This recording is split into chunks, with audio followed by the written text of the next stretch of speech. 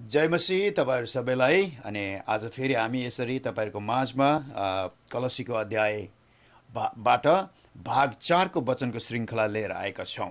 अनि तपाईहरुले हामीलाई अहिलेसम्म यसरी भागै भाग गरेर तपाईहरुले यो वचनको श्रृंखलामा तपाईहरुले हामीलाई पक्षाइराख्नु भएको छ भने यो भन्दा पहिला हामीले तीनवटा नेपाली वचनको श्रृंखलाको भागहरु हामीले टेप्साप्स मिनिस्ट्रीको अफिसियल युट्युब च्यानलमा हामीले राखिसकेका छौं र यो भाग 4 पनि कलसीको अध्याय 1 को 15 देखि 23 पदसम्ममा छ। अनि यी वचन पनि त्यही टेप्साप्सको युट्युब च्यानलमा हामीले राख्ने छौं र तपाईहरुले त्यहाँनेर अंग्रेजीबाट बोलिएका वचनहरु पनि जो पास्टर बा जसुवाद्वारा बोलेका छ ती वचनहरु त्यहाँ देख्नुहुनेछ भने नेपालीमा यी वचनहरु म आफैबाट यसरी बोलिरहेको तपाईहरुले देख्नुहुनेछ। अनि आउनुहोस् हामी ढिलो नगरी एउटा छोटो प्रार्थना गरेर हामी वचनमा अगाडि जानेछौं। पिता परमेश्वर, हामी तपाईलाई धन्यवाद दिन्छौं। आज केवल येशूको कारणले गर्दा प्रभु तपाईले हामीलाई आज छोरा छोरी बनाउनु भयो। येशूद्वारा आज प्रभु तपाईले हामीलाई आफ्नो सन्तान बनाउनु भयो र केवल येशूद्वारा प्रभु आज हामीले तपाईलाई पिता भनेर पुकार्न पाएका छौं परमेश्वर। अनि तपाईको नजिकतामा आएर प्रभु यसरी आज हामी तपाईलाई प्रभु आज बाबा भनेर पुकार्न पाएका छौं प्रभु। त्यसको लागि हामी तपाईलाई धन्यवाद दिन्छौं। हाम्रो निम्ति तपाईले येशूलाई पठाउनु भयो प्रभु। आज येशूमा विश्वास गर्दा प्रभु आज हामी तपाईका छोराछोरी बनेका छौं प्रभु। हामी तपाईलाई धन्यवाद दिन्छौं। हाम्रो उद्धार र मुक्तिदाता हाम्रो येशू बनिदिनु भएको छ प्रभु। अनि हाम्रो पाप अपराधहरु सबैलाई क्षमा गर्नु भएकोमा प्रभु हामी तपाईलाई धन्यवाद दिन्छौं। अनि आज यसरी यो कलसीको अध्याय 1 बाट वचन 15 देखि 23 सम्मबाट प्रभु आज भाग 4 को वचनमा आज हामी अगाडि बढ्दै छौं प्रभु। आज हामी सबैलाई सहायता गर्नुहोस्। यहाँनेर क्यामेरा टेक्नोलोजी कम्प्युटर चलाउने भाइ एन्जल र शासन लगायत म आफैलाई पनि प्रभु तपाईले सहायता गर्नुहोस्। धन्यवाद छ प्रभु, धन्यवाद। सबै कुरामा महिमा तपाईलाई भएको होस्। अनि यो सत्यको तपाईको दिव्यको वचनबाट प्रभु हामीहरू साँचो र सत्य कुराहरू सिक्न सकौं र तपाईलाई अझै नजिकताबाट असल र सत्य तरिकाले चिन्न सकौं प्रभु। हामी सबैमाथि तपाईको अनुग्रह राख्नुहोस्। धन्यवाद येशूको नाममा, आमेन। आउनुहोस् अब हामी वचनलाई हेर्नेछौं। आज कलसीको पुस्तकको हरेक वचनको सत्य अर्थ खोलेर गरिने अध्ययनको भाग 4 मा हामी हजुरहरूलाई स्वागत गर्दछौं। आज हामीले कलसीको अध्याय 1 को 15 देखि 23 सम्मको वचनलाई हेर्नेछौं। अनि यो भागमा प्रेरितले जुन प्रभु येशू जसलाई प्रभु भनिन्छ उहाँ नै सारा सृष्टिको परमेश्वर अनि छुटकारा दिने परमेश्वर हुनुहुन्छ भनेर शिक्षा दिएका छन्। येशू नै सर्वश्रेष्ठ ज्येष्ठ र शिर हुनुहुन्छ। यो भन्दा अघिको भाग 3 को वचनमा हामीले थाहा पाएका छौं कि विश्वासीहरू अन्धकारको राज्यबाट परमेश्वरको पुत्रको राज्यमा सरेको छौं, जसमा हाम्रो छुटकारा र पापको क्षमा छ। र यहाँ पावलले कलसीको अध्याय 13 मा प्रिय पुत्रको व्याख्या गर्न सुरु गरेका छन्। जुन प्रिय पुत्र भन्ने शब्द उनले प्रयोग गरेका छन् त्यो शब्दको व्याख्या यहाँ पावलले गर्न सुरु गरेका छन्। जो कलसी अध्याय 1 को 1 पद 3 पद 4 पद र 7 मा ख्रीष्ट र अध्याय 1 को 10 पदमा प्रभु भनेर भनिएको छ। याद गरौं कि पावलले अन्य जाति ज्ञानवादी र यहुदी व्यवस्थावादीहरू जो झिट्टा शिक्षकहरू थिए र जसले खतना, इजरायलको चाडबाड, शबात, स्वर्गदूतसँगको भेटघाट, दर्शन र अरू यस्तै धेरै कुराहरूलाई जोड दिन्थे र यी कुराहरूमाथि पावलले जवाफ लेख्दैछन् यहाँ यी वचनद्वारा। अनि जुन चाहिँ यहाँ लेखेको वचनको प्रकाश र अनुसार परमेश्वरद्वारा प्रकट गरेको येशूको बारेमा हो। अनि प्रभु येशू ख्रीष्टको यी शीर्षक वा संज्ञाहरू जस्तै ख्रीष्ट, प्रिय पुत्र र प्रभु छन्। यी संज्ञाहरूको अर्थ अहिलेको दिनमा भन्दा पावलको समयमा त्यो बेलाको मानिसहरूको लागि धेरै गहिरो अर्थ बोकेको थियो।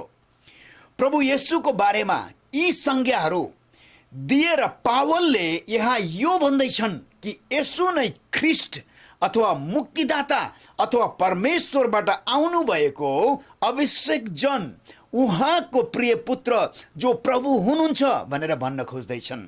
अनि वास्तवमा उहाँ नै परमेश्वर हो भन्न खोज्दैछन्। अब सुरु गरौं कलसी 1 को अध्याय 1 को 15 वचनबाट। यहाँ अध्याय 1 को 15 मा पावलले अन्य जाति ज्ञानवादीहरू र यहुदी जसलाई जुडाइजर्स पनि भनिन्छ उनीहरूको शिक्षालाई सँगै राखे पनि त्यो भन्दा माथि प्रभु येशू हुनुहुन्छ भनेर उहाँको सर्वश्रेष्ठता घोषणा गरेर सुरु गर्दछन्।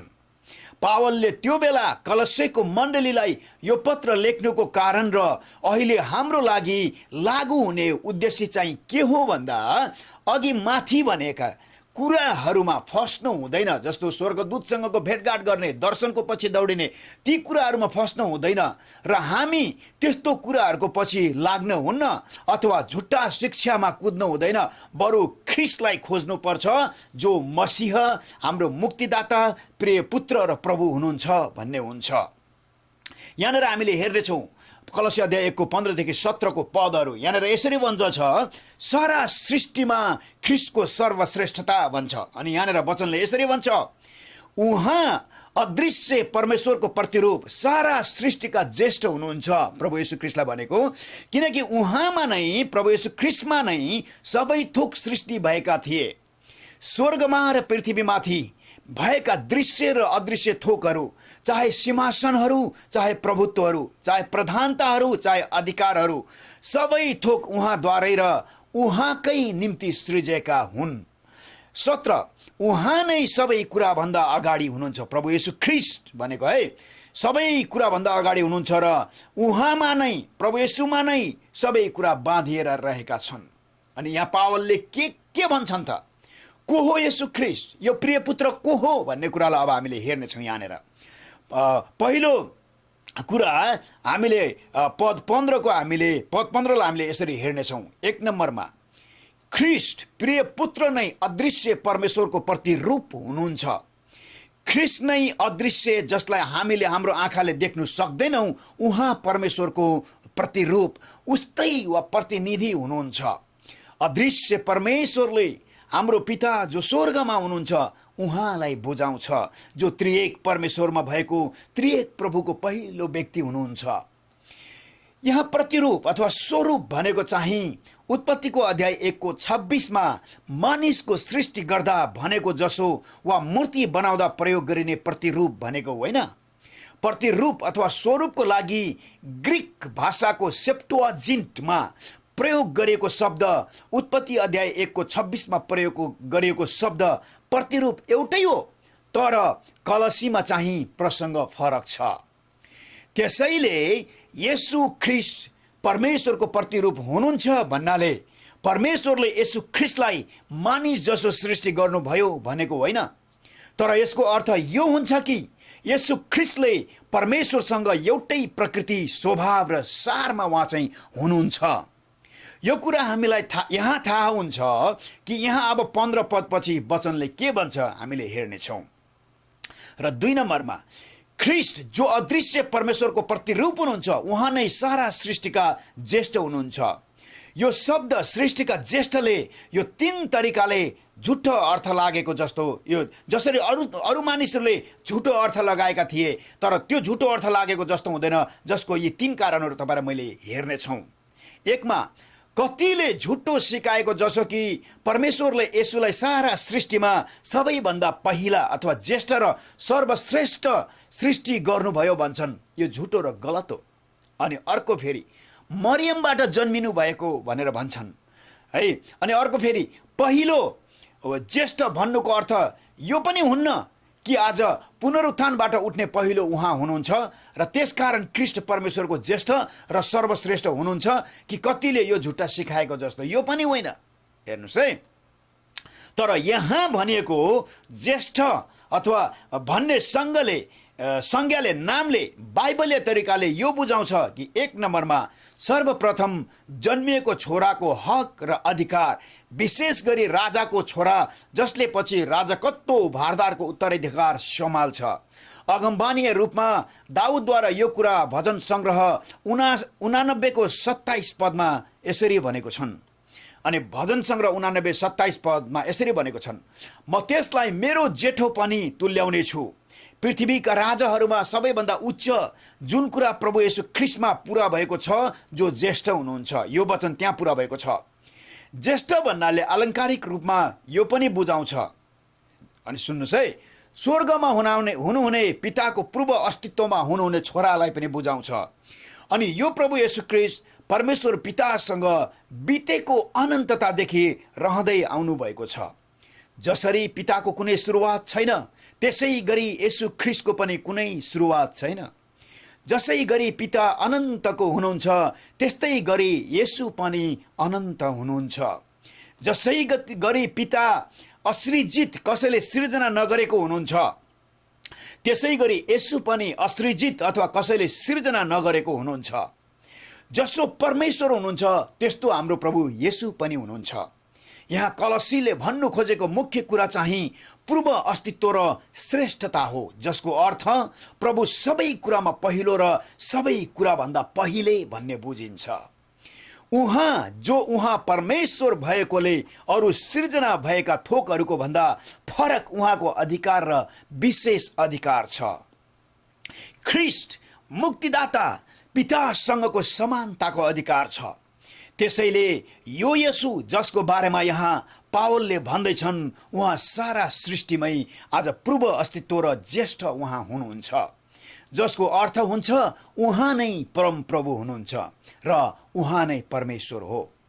ख्रीष्टको यस्तो पूर्व अस्तित्व फेरि अब फर्किएर खतना, विशेष प्रकाशमा वा कुनै अन्धकारको ज्ञानहरू जस्तो जुन दर्शन, स्वर्गदूतसँगको भेटघाट अथवा खानाहरू, भोजनहरू वा मानिसहरूको रीतिरिवाज र परम्परा न त परमेश्वरले गरेको कुनै सृष्टिमा पाइन्छ। प्रभु येशू नै पूर्व अस्तित्वको हुनुहुन्छ अनि ज्येष्ठ हुनुहुन्छ। त्यसकारण अब किन फर्किएर सानो कुरामा हामीहरू फर्किने? जुन अबाइबलीय झुट्टा स्वर्गदूतको भेटघाट, दर्शनहरू, भोजनहरू मानवीय परम्परा र रीतिरिवाजहरू हुन्। किन फर्किने? अब किन त्यसको पछि लागिराख्ने? किन चाहिँ बरु प्रभु येशू ख्रीष्टमा तपाईँ र म नफर्किने? होइन, त्यसो भए अब को हो त यो ख्रीष्ट? को हो यो प्रिय पुत्र? अनि को हुन् त यी ज्येष्ठ भनिने? हामी हेर्नेछौँ। अब आउनुहोस् हामीले पद 16लाई पढौँ। पद 16मा यसरी भन्छ, किनकि उहाँमा नै सबै थोक सृष्टि भएका थिए, स्वर्गमा र पृथ्वीमाथि भएका दृश्य र अदृश्य थोकहरू, चाहे सिंहासनहरू, चाहे प्रभुत्वहरू, चाहे प्रधानताहरू, चाहे अधिकारहरू, सबै थोक उहाँद्वारै र उहाँकै निम्ति सृजना गरिएका हुन्।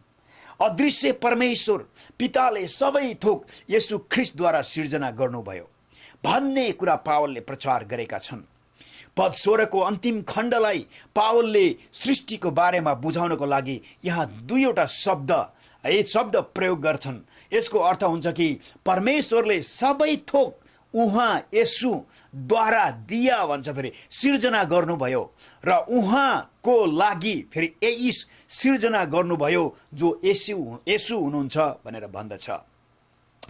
जसको अर्थ हुन्छ कि दुवै सृष्टि गर्ने कारक वा कर्ता, सृष्टि गर्ने कारक वा कर्ता र जसको लागि सृष्टि गरियो त्यो लक्ष्य पनि येशू नै हुनुहुन्छ।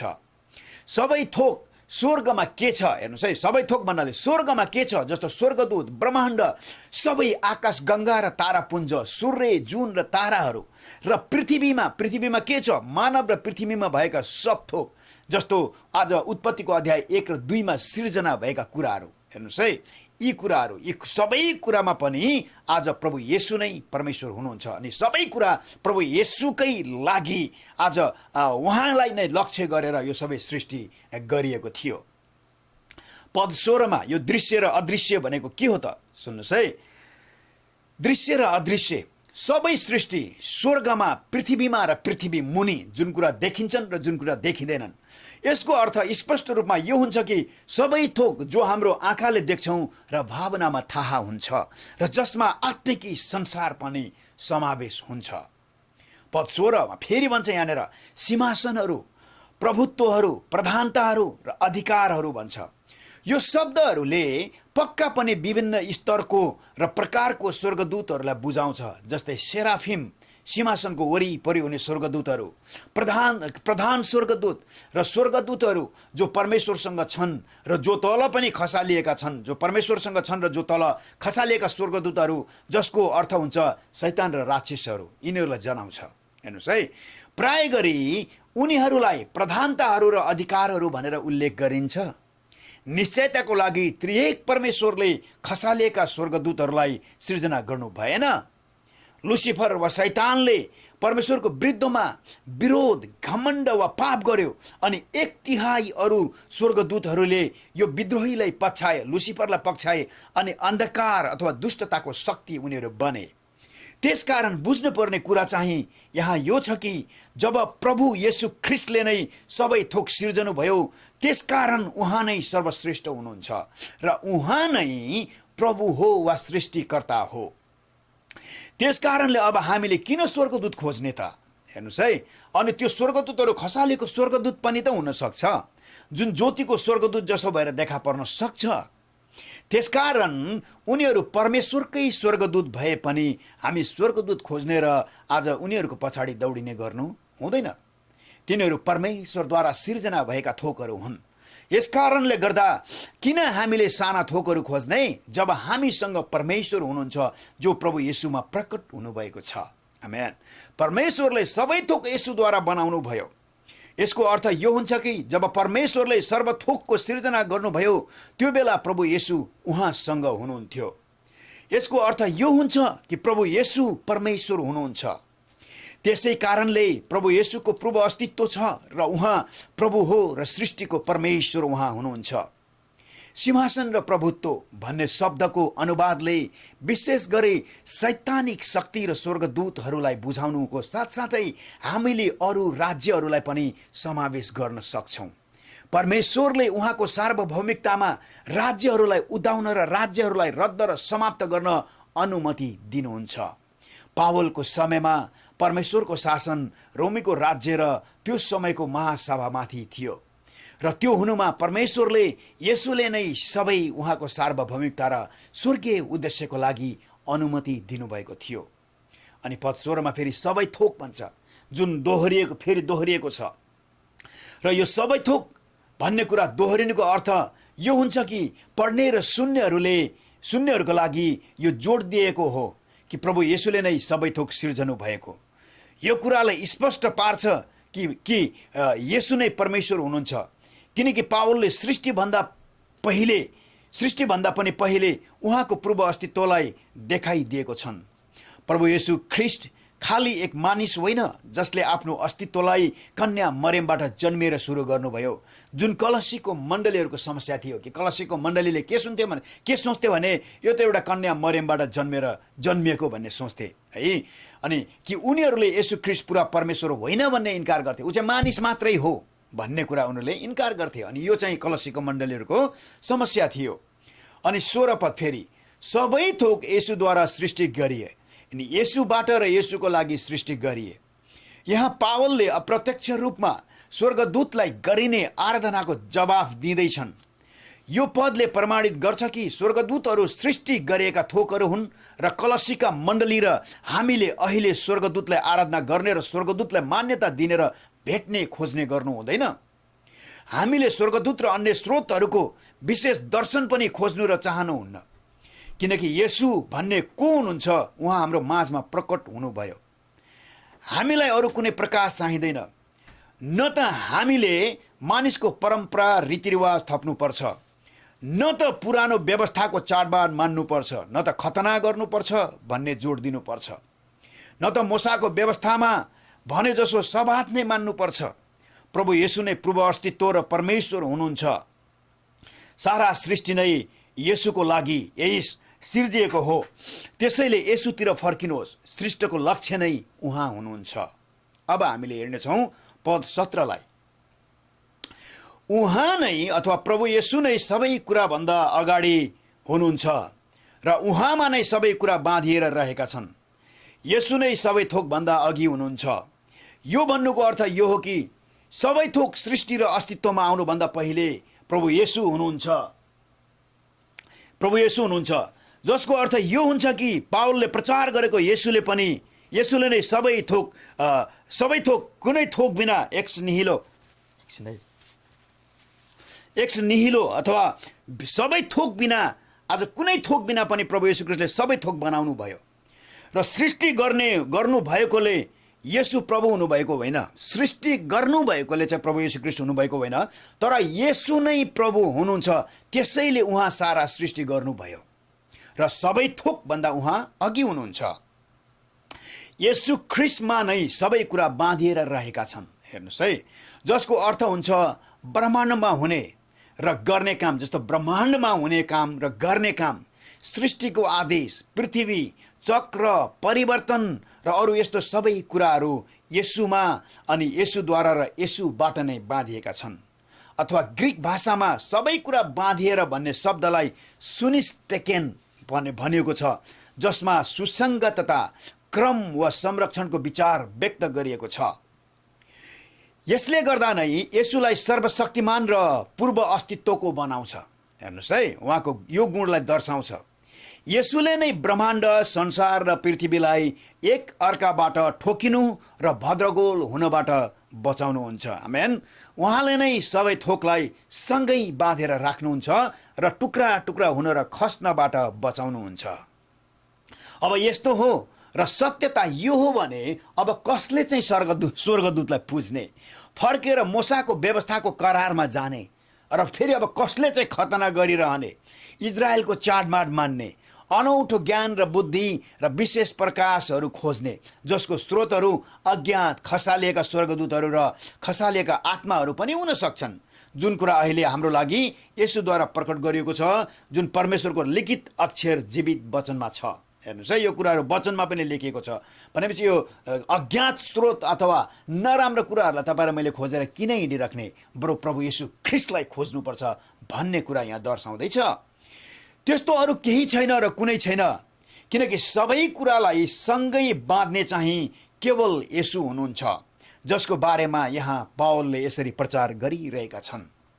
अब पावलले यहाँ आफ्नो तर्कलाई सारा सृष्टिमा भएको येशू ख्रीष्टको सर्वश्रेष्ठतादेखि आज छुटकारामा पनि येशू ख्रीष्टकै सर्वश्रेष्ठता छ भन्ने कुरामा हामीलाई लान्छन्, जुन पावलको एक तार्किक परिणाम हो।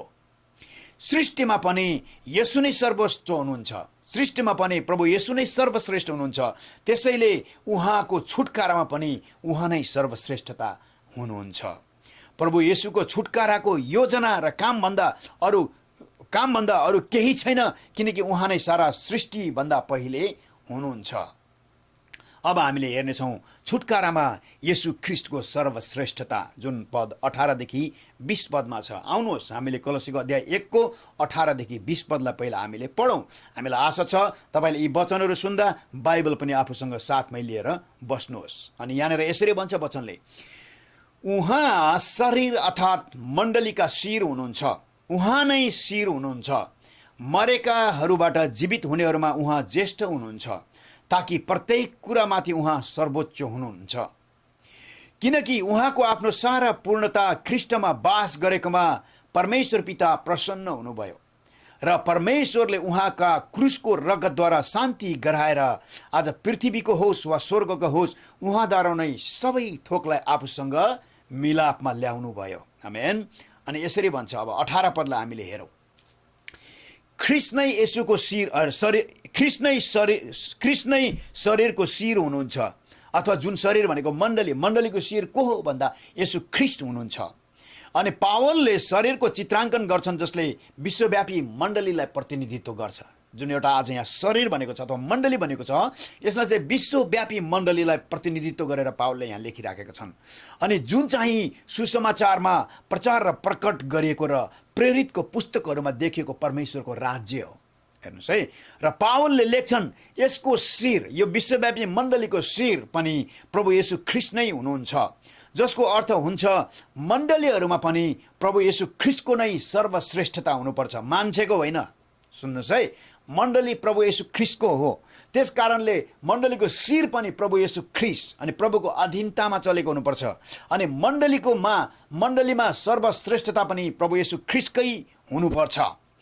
मण्डलीमा येशूले नै राजा भएर राज गर्नुपर्छ, मान्छेले होइन। फेरि सुन्नुहोस् है, मण्डलीमा येशूले नै राजा भएर राज गर्नुपर्छ, किनकि उहाँ प्रभु हो।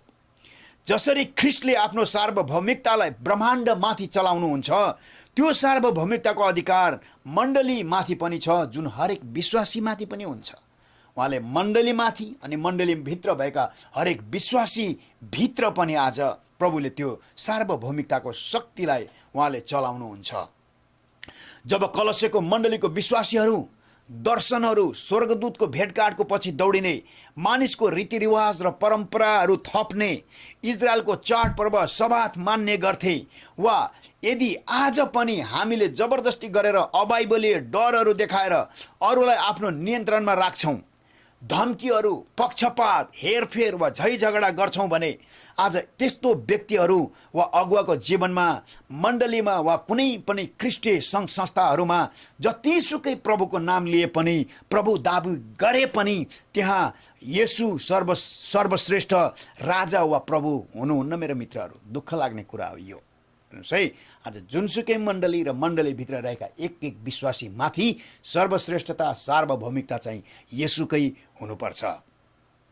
अनि यहाँ कलसी 1:18 पदमा मण्डलीलाई प्रभुको शिर भनेको चित्राङ्कन भन्दा पावलले आज रोमीको अध्याय 12को 1देखि 8 र पहिलो कोरिन्थीको अध्याय 12को 1देखि 31 पदमा भनेको भन्दा फरक छ। रोमी र कोरिन्थीको पत्रमा पावलले मण्डलीको पारस्परिक सम्बन्ध र प्रभु येशू शिर हुनुभएकोले उहाँको प्रभुत्व, डर, भय र आदरमा कसरी रहने भनेर त्यहाँ सिकाएका छन्। र यहाँ कलसीमा पावलले झुटा बुद्धि, झुटा शिक्षाबाट आउने झुटा वचन जसले मण्डलीलाई झुटा दर्शन, परम्परा, स्वर्गती दूततिर डोराउँछन्, त्यसको विरोधमा यहाँ पावलले मुख्य जोड चाहिँ प्रभु नै सबै थोक हो। किन त्यो कुराहरूतिर लाग्छौँ? प्रभु नै सबै थोक हो, सबै कुराको स्रोत, मूल र नियन्त्रण प्रभुबाट नै हो भन्ने कुरा उनले यहाँ गरिरहेका छन्, जसको सार्वभौम, राजा, बुद्धि र दिव्य वचन प्रभु नै हुनुहुन्छ। हेर्नुहोस् है, प्रभु येशू नै मण्डलीको शिर हुनुको लागि केवल येशू नै शिर भएको हुनुपर्छ। आज कुनै पनि मण्डलीमा प्रभु येशू नै मण्डलीको शिर हुनुको लागि चाहिँ आज त्यो ठाउँ चाहिँ प्रभु येशूलाई नै दिएको हुनुपर्छ अनि येशू नै त्यो मण्डलीको शिर भएको हुनुपर्छ, जसको अर्थ हुन्छ केवल येशूले नै परिवर्तन भएका विश्वासीलाई डोराएको हुनुपर्छ। यहाँ पावलले दिएको जोड चाहिँ यही हो। अब फेरि दोस्रो खण्ड हामीले पद 18 मा हेर्नेछौँ। हेर्नुहोस् है, दोस्रो खण्ड पद 18 को दोस्रो खण्डलाई फेरि यहाँ यसरी यहाँनिर हामीले यसलाई खोल्नेछौँ। हेर्नुहोस् है, येशू नै मण्डली, नयाँ सृष्टि र ख्रिस्टको शरीर र परमेश्वरको राज्य सुरुवात हुनुहुन्छ। येशू ख्रिस्ट शिर मात्रै होइन, तर उहाँबाट नै सबै निर्देशन र अधिकारहरू आएको हुनुपर्छ। उहाँ र उहाँको पुनरुत्थान नै मण्डलीको अस्तित्वको कारण हो, किनकि यहाँ अबको वचनको खण्डले यसरी भन्छ, वचनलाई हामीले हेर्नेछौँ। हेर्नुहोस् है, येशू नै मरेकाहरूबाट जीवित हुनेहरूमा उहाँ ज्येष्ठ हुनुहुन्छ। मृत्युमा बौरी उठ्नेमा सबैभन्दा प्रथम प्रभु येशू ख्रिस्ट नै हो र अमरणशील पनि उहाँ नै हुनुहुन्छ। नयाँ शरीर जब येशू देहमा मर्नुभयो, हेर्नुहोस् है, नयाँ शरीरमा जब उहाँ आज जब शरीर येशू देहमा मर्नुभयो, तब जब उहाँ बौरी उठ्नुभयो, आज उहाँ बौरी उठ्दा आज त्यस्तो शरीरमा होइन तर महिमित शरीरमा उहाँ उठ्नुभएको थियो। यहाँ कलसी अध्याय 1:18 मा पावलले ज्येष्ठ भन्ने शब्दलाई दोहोऱ्याउँछन्। उनले कलसी 15 मा भनेको चाहिँ कलसीको मण्डली विश्वासी र अहिलेको हरेक विश्वासीमा ख्रिस्टको प्रभुत्वको सर्वोच्चता हुन्छ भन्ने जोड दिएका हुन्। अब हामीले यी कुराहरूलाई तल हेर्नेछौँ। त्यसैले सबै थोकमा उहाँ नै सर्वव्यापी हुनुभएको होस्। हेर्नुहोस् है, चाहे मण्डली होस्, चाहे मण्डलीको हरेक एक विश्वासीको जीवनमा होस्, सबै कुरामा चाहिँ आज प्रभुकै प्रभुत्व र सर्वश्रेष्ठता भएको हुनुपर्छ। यो शिक्षा एकदम महत्त्वपूर्ण छ। कलसीको मण्डलीमा, विश्वासीहरूको माझमा र अहिले हामीहरूको मण्डलीहरूमा, आजभोलिको साँचो विश्वासीहरूमा येशू नै शिर हुनुहुन्छ। सुरुवात अनि ज्येष्ठ पनि उहाँ नै हुनुहुन्छ। त्यसैले उहाँको नै सर्वोच्चता वा सर्वश्रेष्ठता हुनुपर्छ। पहिलो स्थान उहाँलाई नै दिनुपर्छ। हरेक थोकमा उहाँलाई नै प्राथमिकता दिनुपर्छ। सर्वोच्चता अथवा सर्वश्रेष्ठता येशूलाई नदिँदा जुन कुरा प्रकट नभएका इच्छाहरू हुन्, हेर्नुहोस् है, जुन कुरा प्रकट नभएका इच्छाहरू हुन्, यो कुरा लागू हुन्छ जब हामी प्रभु येशू ख्रिस्टलाई सर्वश्रेष्ठता दिँदैनौँ। आज सर्वश्रेष्ठ उहाँलाई नदिँदा आज प्रकट नभएका इच्छाहरू छन्, त्यो कुराहरू लागु हुन सुरु गर्दो रहेछ। अनि ती कुराहरू चाहिँ ती प्रकट नभएका इच्छाहरूले चाहिँ परमेश्वरलाई खुसी नपार्ने इच्छाहरू रहेछ र यी कुराहरू चाहिँ अबाइबलीय हुन् र यो कुराहरू ख्रीष्टसँग जोडिएको छैन भनेर भन्छ। यस्ता कुराहरू तुरुन्तै इन्कार गरिनुपर्छ र फ्याँकिनुपर्छ। यसरी परमेश्वरलाई खुसी नपार्ने र अबाइबलीय इच्छालाई इन्कार गर्नु र फ्याँक्नुले चाहिँ हाम्रो जीवनमा र मण्डलीमा येशूलाई महिमा गर्नु वा महान बनाउनु हो भनेर भनिन्छ। येशू नै प्रथम हुनुपर्छ हरेक कुरामा, अथवा यो भन्नुको अर्थ यो हुन्छ कि सबै कुरामा उहाँ नै प्रभु हुनु हो। हामीले यो कसरी थाहा पाउँछौँ त? परमेश्वरको इच्छाको ज्ञानबाट थाहा पाउँछौँ। यी सबै कुरा जुन लेखिएको परमेश्वरको वचन हो त्यहाँबाट चाहिँ हामीलाई थाहा हुन्छ क्या। अनि जुन सारा आत्मिकी बुद्धि र आत्मिकी समझदारीमा हामीले यी कुराहरू बुझ्न सक्छौँ र असल काममा बढ्दै जानु र आत्माहरूको फल फलाउँदै तपाईँ र म जानुपर्छ। यी सबै कुरा थाहा पाइसकेपछि यी कुराले हामीलाई झुटा शिक्षाबाट बचाउँछ र हामीलाई स्वर्गदूतको दर्शन देख्ने चाहनालाई रोक्छ। बरु हामी परमेश्वरलाई चाहिँ प्रभु येशू ख्रीष्टको नजिकतामा तपाईँ र म जति सक्यो अगाडि बढ्न तपाईँ र म खोज्छौँ। दर्शनको पछि कुद्ने, अगमवाणीको पछि कुद्ने, हाम्रो विगतको रीतिरिवाज र परम्पराहरूको अभ्यासहरू जसो पनि गर्ने, जुन कुराहरू परमेश्वरको इच्छामा अथवा लेखिएको वचनमा छैन र ती कुराहरूको विपरीत हो, ती कुराहरूबाट जान चाहिँ हामीलाई यी वचनहरूले तपाईँ र मलाई सहायता गर्छ। अनि पद 19मा तपाईँ र मैले यसरी देख्छौँ, किनकि उहाँको आफ्नो सारा पूर्णता ख्रीष्टमा बास गरेकोमा परमेश्वर खुसी अथवा प्रसन्न हुनुभयो। यो पिताको प्रसन्नता थियो कि सबै पूर्णता येशू ख्रीष्टमा बास गर्नुमा है। अनि पूर्णता भनेको के हो त? हेर्नुहोस् है, कलसीको अध्यायको 2:9 पदमा प्रयोग गरिएको ग्रीक शब्द प्लेरोमा, जसलाई पूर्णता भन्ने बुझाउँछ, यो शब्दले स्पष्टसँग येशू ख्रीष्टमा परमेश्वरको विशेषता र सारलाई बुझाउँछ, जसको अर्थ हुन्छ कि परमेश्वरको स्वभाव वा रूप येशूमा बास गरेको थियो। यो कुरामा आधारित हुँदा यहाँ कलसी अध्याय 1:19 पदले पनि येशूको प्रभुत्व र स्वभावलाई बुझाउँछ। जस्तै स्वभाव भन्नाले अनन्तता, सर्वव्यापी, सर्वज्ञानी, सर्वशक्तिमान, पूर्णता र सिर्जना नगरिएको अनि अरू यस्तै विशेषताहरूलाई जनाउँछ, जसको अर्थ हुन्छ कि येशू नै परमेश्वर हुनुहुन्छ।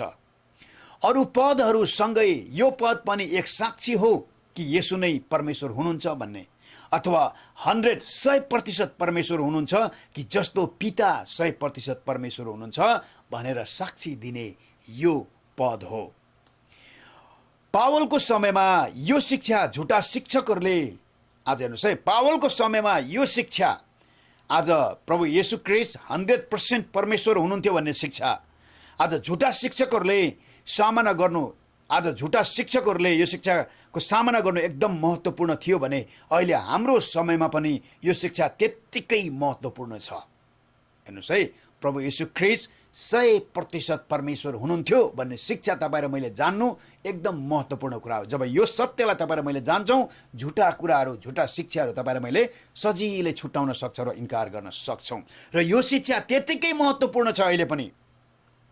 जसले झुटा शिक्षाहरू, जसले यसरी पनि भन्छन् फेरि कि त्यस्ता मानिसहरू जो परमेश्वर र मानिसको बीचको मध्यस्थकर्ता हुन्, ती झुटा शिक्षकहरूले कतिपटक इन्कार गर्छन्। त्यस्ता झुटा शिक्षाहरूले के पनि भन्छन् भने परमेश्वर र मानिसहरूको बीचको त अब मध्यस्थकर्ता त हामी हो भन्छन्। हेर्नुहोस् है, त्यस्तो खालको झुटा शिक्षकहरू, त्यो झुटा शिक्षालाई सामना गर्नको लागि प्रभु येशू ख्रीष्ट 100% परमेश्वर हुनुहुन्थ्यो भन्ने शिक्षा जान्नु तपाईँ र मलाई अति महत्त्वपूर्ण छ। अझ त्यस्ता झुटा शिक्षकहरू मात्रै होइनन्, अरू आत्मिकी गुरुहरू जोसँग परमेश्वर अहिले बोल्नुहुन्छ वा स्वर्गदूतबाट दर्शनहरू पाउँछु भन्छन्, अन्धकारको क्षेत्रहरूमा उनीहरू जान्छन् रे, अन्धकारमा लडाइँ लड्छन् रे उनीहरू, त्यस्तोहरू, र स्वर्गको सभामा बस्छु भन्छन् रे, अथवा जब जब प्रार्थना गर्छु मैले येशू देखा पर्ने र बात गर्नुहुन्छ मसँग पनि भन्छन् रे। तर त्यस्ताहरूबाट तपाईँ र मलाई बच्नको लागि येशू चाहिँ 100% परमेश्वर हुनुहुन्छ भन्ने शिक्षा जान्नु तपाईँ र मलाई एकदमै महत्त्वपूर्ण छ। येशू कुनै पनि बोतलमा थुनेर राखेको सानो त्यो जिरी मसान कि के भन्छ नि, त्यस्तो होइन। हेर्नुहोस् है, तर उहाँ चाहिँ परमेश्वर हो। यो कसैको खेलाउना होइन प्रभु येशू ख्रीष्ट। पद 19 यहाँको तर्कको तार्किक यसको प्रश्न यहाँ के भन्छ भने तर्क यहाँको तर्कलाई 19 को तर्कलाई हेर्नुहोस् है, यो प्रसन्न भयो। हेर्नुहोस् है, यहाँ के भन्दछ कि तर्क कि को प्रसन्न भयो ख्रिस्टमा पूर्णताले वास गर्न भन्ने जुन यहाँ तर्क छ नि, यो तर्कको हेर्नुहोस् है कुरा हामीले यहाँ हेर्नेछौँ। प्रसन्न भयो ख्रिस्टमा पूर्णताले वास गर्न भन्छ। यहाँ को त भन्दाखेरि परमेश्वर पिता। हेर्नुहोस् है, परमेश्वर पिता को चाहिँ आज ख्रिस्टमा पूर्णताले वास गर्दाखेरि को चाहिँ प्रसन्न भयो त?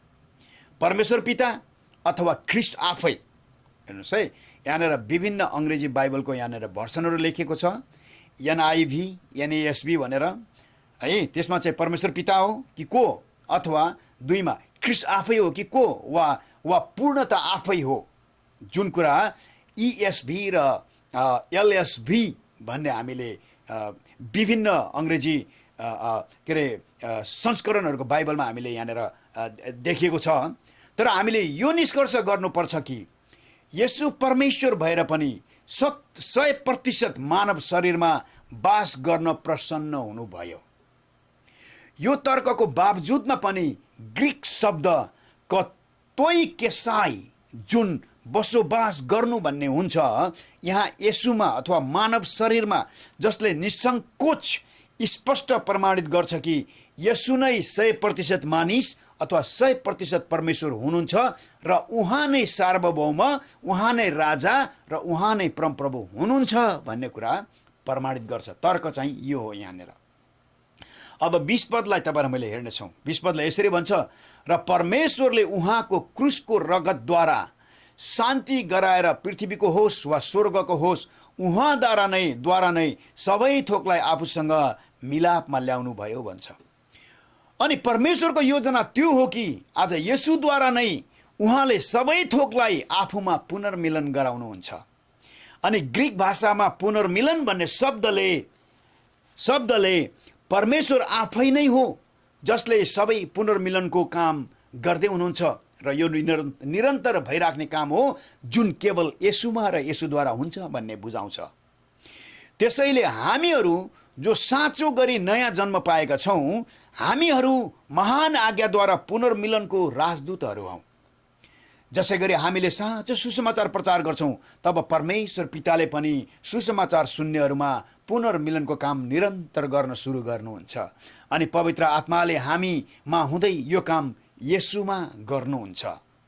अनि यो वाक्यांश पृथ्वीको होस् वा स्वर्गको होस् उहाँद्वारा नै सबै थोकलाई आफूसँग मेलमिलापमा ल्याउनु भयो लाई झुटा शिक्षक, टिप्पणी गर्नेहरू र विश्वासीहरूले पनि प्रयोग गरेर भन्छन् कि अन्तमा खसेका स्वर्गदूतहरू र मरेका दुष्टहरू पनि सबै बाँच्छन्।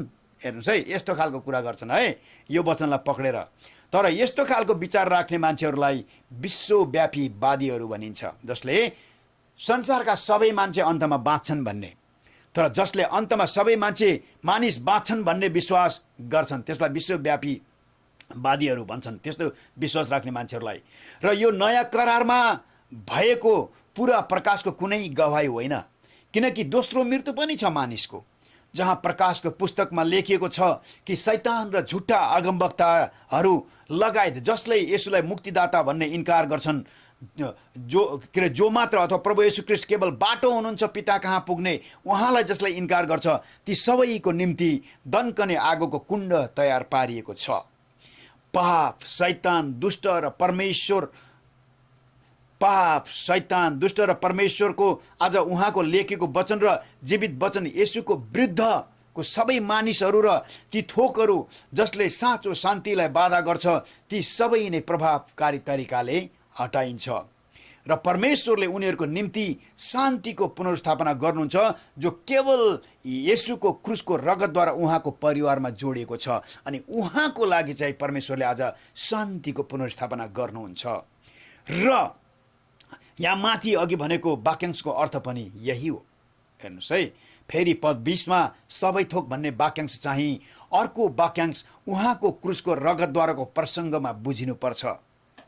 अनि जसले यो येशूको एक बलिदान नै पर्याप्त छ भन्ने अर्थ बुझाउँछ। यहाँनिर सबै थोक भनिएको शब्दले चाहिँ आज येशूको एक बलिदान नै पर्याप्त छ भन्ने अर्थ हुन्छ, जो परमेश्वरको थुमा हुनुहुन्छ। यसले पनि येशूको ऐतिहासिक प्रमाण र निश्चयता दिन्छ। क्रुसमा बगाएको रगत यो नयाँ करार मात्रै होइन, तर यसले ब्रह्माण्डलाई पनि पुनः नवीकरण अथवा पुनः नयाँ गर्न सक्ने प्रभावलाई समेट्छ, जुन पापद्वारा असर परेको थियो र अहिले पुरा वेदनामा छ र येशूको दोस्रो आगमनमा पुरा छुटकाराको पर्खाइमा छ। मानिसको विद्रोह र पतनले गर्दा वेदनाले पर्खिरहेको ब्रह्माण्डलाई येशूको आगमन हुँदा पुरा असर पर्नेछ र तर यो काम पहिल्यै क्रुसमा भइसकेको छ अनि त्यो काम आज त्यो छुटकारा चाहिँ प्रभु येशू ख्रीष्टको आगमन हुँदा अनि हुनेछ। हेर्नुहोस् है, तर यो काम पहिले नै क्रुसमा सकिसकेको छ। यस वाक्यांशको अर्थ अन्तमा सबै एक एक व्यक्ति लगायत खसेका स्वर्गदूतहरू र शैतान बाँच्छन् भन्ने होइन, जस्तो कि कतिपय विश्वव्यापी वादीहरू र झुटा शिक्षकहरूले शिक्षा दिएको र सिकाए जसो। यस्तो शिक्षाले अहिले धेरै मण्डली र संसारभरि सम्प्रदायलाई पनि यस्तो गलत कुराले डुबाइसकेको छ। तपाईँ र म होसियार हुनुपर्छ। कुन भन्दाखेरि आज सबै मान्छे बाँचिहाल्छ नि, अन्तमा जाने ठाउँ एउटै हो, बाटो फरक हो भन्ने खालको कुराहरू गर्छ कतिले। हेर्नुहोस् है, त्यस्तो कुराहरू पहिला पनि भएको रहेछ। अनि पद 20, यो अन्तमा हुने सबै थोक अथवा पुनर्मिलन क्रुसमा बगाइएको येशूको रगतद्वारा सम्भव भएको छ, अरू कुनै तरिकाले होइन, जुन नयाँ करारको रगत हो। परमेश्वरको क्रोध सबै ईश्वरहीन दुष्टता र पापहरूमाथि छ। परमेश्वरको क्रोध हामीमाथि पनि थियो। परमेश्वरसँग हामी दुश्मनीमा थियौँ, तर येशू आउनुभयो र मानिस र परमेश्वरको बीचमा उहाँको रगतद्वारा शान्ति ल्याउनु भयो। येशूको रगतको कारणले सबै परमेश्वरको सृष्टि पृथ्वीमा र स्वर्गमा र ब्रह्माण्डमा पुनर्मिलन हुनेछ र पुनः फेरि नयाँ हुनेछ र अनन्तको लागि त्रिएक परमेश्वरबाट सबै विद्रोह र विरुद्धहरू हट्नेछ र परमेश्वरको शान्तिको बाधा जति छ सबै त्यो पनि हट्नेछ। यो पदले हरेक व्यक्ति बाँच्नेछ भनेको होइन नि। कतिपयले सबै बाँच्नेछन् भनेर यो पदलाई प्रयोग गर्छन्। कतिले यस्तो शिक्षा पनि दिएका छन् कि मरिगएकाहरूलाई पनि प्रार्थना गरेर बचाउन सकिन्छ पनि भन्छन्। कुनै पदलाई प्रयोग गरेर आफ्नो कुराको तर्क बनाउनु वा आफूले भनेको ठिक हो भन्नु र आफूले भनेको कुरालाई कुनै पनि पदलाई दुरुपयोग गरेर मैले भनेको ठिक हो भन्नु चाहिँ खतरा हो। हामी जहिले पनि होसियार हुनुपर्छ। यदि कुनै व्यक्तिले आफू ठिक छु भनी प्रमाणित गर्न एक वाक्य वा एउटा मात्रै पद प्रयोग गर्छ र त्यसलाई प्रयोग गर्छ भने यस्तो व्यक्तिहरूले वचनको पदहरू जानेको हुँदैनन्, न त परमेश्वरको इच्छा जानेको हुन्छन्। पापले मानिस र परमेश्वरको बीचमा मात्रै फुट ल्याएको होइन, तर बाइबल अनुसार परमेश्वरका पुरा सृष्टिमा नै फुट ल्यायो पापले। सबै सृष्टि वा सबै थोक केवल येशूको रगतद्वारा मात्रै परमेश्वरमा पुनर्मिलन हुनेछ, अरू कुनै उपाय छैन। अब पावलले पद 20 लाई पद 21 र 23 मा 21 देखि 23 मा यसरी खुलस्त व्याख्या गर्छन्, जुन हामी हेर्दैछौँ। जहाँ पावलले पद 20 मा भनेको विश्वव्यापी उद्धार र मुक्तिको बारेमा होइन, तर पद 20 मा भनेको पुनर्मिलनको बारेमा हो भन्ने बारेमा हामी हेर्दैछौँ। यहाँनिर यसरी भन्छ पद 21 देखि 23 मा, यहाँ यसरी भन्दा साँच्चै मुक्ति पाएकाहरूको मेलमिलाप। हेर्नुहोस् है, झुटो मुक्ति पाएका, नाटक गर्ने है, मुखले मात्रै प्रभु भन्नेहरूको होइन, तर साँच्चै मुक्ति पाएकाहरूको मेलमिलापको बारेमा 21 देखि 23 पदमा यहाँ यसरी भन्छ। 21 पावलले अब 20 पद यहाँ खुलस्त पार्छन्। हेर्नुहोस् है, 20 पदलाई 21 पदमा यहाँ यसरी पावलले खोल्दैछन् कि कसरी परमेश्वरले साँचो विश्वासीलाई कलसीको मण्डलीमा मेलमिलाप गराउनु भयो र अरू हरेक साँचो विश्वासीलाई पनि आज यसरी मेलमिलापमा राख्नुहुन्छ। पावलले यहाँ कलसीको मण्डलीको विश्वासीले येशूको सुसमाचारमा विश्वास गर्नुभन्दा पहिला त्यहाँको विश्वासीको अवस्था कस्तो थियो भन्ने कुरा पहिले गर्छन्। यहाँ हामीले अविश्वासी मानिसहरूको तीनवटा अवस्थालाई ख्याल गर्नु जरुरी छ, कि जुन एकदमै जरुरी छ, जहाँ हामीले मानिसलाई कसरी हेर्नुपर्छ भन्ने कुरा लेखेको छ। जुन झुटा शिक्षकहरूको विचारको विपरीत हुन्छ। हेर्नुहोस् है, झुटा शिक्षकहरूले मानिसलाई कस्तो भन्छ, तर पावलले यहाँनिर कस्तो भनेको छन् अहिले यहाँनिर छुटिन्छ है। जुन झुटा शिक्षकहरूको विचारको विपरीत हुन्छ, जहाँ झुटा शिक्षकहरूले नबाँचेका, प्रभुलाई नचिनेका, परिवर्तन नभएका, परिवर्तित जीवन नजिएका मानिसहरूको बारेमा कस्तो कुरा गर्छन् हेर्नेछौँ। यो तीन अवस्थाहरू नै हो कि परमेश्वरले मानिसहरूलाई कसरी हेर्नुहुन्छ। सुन्नुहोस् है, आज तपाईँ हामी सबै मानिसहरूलाई परमेश्वरले कुन नजरले हेर्नुहुन्छ। याद गरौँ कि वचनको पदहरू पवित्र आत्माद्वारा प्रेरणा भएका वचनहरू हुन्, परमेश्वरको पूर्ण इच्छा हुन् र वचनले परमेश्वरको इच्छा प्रकट गर्छ। यो कुरा चाहिँ तपाईँ र मलाई थाहा गरिराख्नुपर्छ। उत्पत्तिको अध्याय 1 देखि लिएर आज प्रकाशको अध्यायको अन्तिमको वचनसम्म हेर्नुहोस् है, पवित्र आत्माबाट प्रेरणा भएको हो र यसले चाहिँ परमेश्वरको पूर्ण इच्छा हुन् र परमेश्वरको इच्छा प्रकट गर्छ भन्ने चाहिँ यो कुरा चाहिँ तपाईँ मेरो दिमागमा जहिले पनि भइराख्नुपर्छ। र यहाँ पावलले प्रश्न पार्छन् कि अविश्वासी र येशूमा नभएका मानिसहरू वा परिवर्तन नभएका मानिसहरूलाई परमेश्वरले कसरी हेर्नुहुन्छ त। आजभोलिको एकदमै चिरपरिचित, फेमस, प्रसिद्ध हुने, आफ्नो नाउँ कमाउने र आज विश्वासीलाई आज गोलमोलमा पारेर कमाउने इच्छा राख्नेहरूले त मान्छेलाई पापी छस् भन्ने खालको एउटा हामी पापमा छौँ भन्ने कुरा देखाउँदैन। प्रभुले तिमीलाई क्षमा गर्नुहुन्छ है, प्रभुले तिमीलाई God love you so much, त्यस्तो खालको कुरा गर्छ। तर परमेश्वरले तपाईँ र मलाई आज बाइबलले तरिकाले कसरी हेर्नुहुँदो रहेछ, यी वचनमा तपाईँ र मैले हेर्नेछौँ। यहाँ हेर्नुहोस् है, पद 21 को अगाडिको भागलाई हामीले हेर्नेछौँ। अविश्वासीहरू परमेश्वरदेखि बिराना र विरोधी भएका त्यो स्थान र त्यो अवस्थामा आज हामी मानिसहरू हुँदो रहेछ। स्थितिगत रूपमा मानिसहरू परमेश्वरदेखि अलग भएका छन्। सारा मानिसहरू परमेश्वरका दुश्मन भएका छन्। न त विश्वासीहरू राम्रा छन्, न पापीहरू राम्रा छन्। न त परमेश्वरले राम्रो मानिसहरूमा केही राम्रो आउँछ कि भनेर पर्खिनु भएको छ। तर आजभोलि कति मानिसहरूले भन्छन् there is something in you that God can use, so God will use you, है त्यस्तो भन्छ। तर सुन्नुहोस् है, राम्रो मानिसहरूमा केही राम्रो आउँछ कि भनेर परमेश्वर पर्खिनु भएको पनि छैन। सबै नरकको दन्कने आगोमा जानको योग्यको छन्। अनि यो अर्थ ग्रीक भाषामा अझ स्पष्ट तरिकाले दर्शाएको छ। ग्रीक भाषामा भनिएको अलग भन्ने शब्दले अहिलेको हाम्रो स्थान अथवा अवस्थाको बारेमा भन्छ र हामी भित्र र बाहिरी रूपमा हामी यस्तै छौँ, अलग भएका छौँ परमेश्वरदेखि।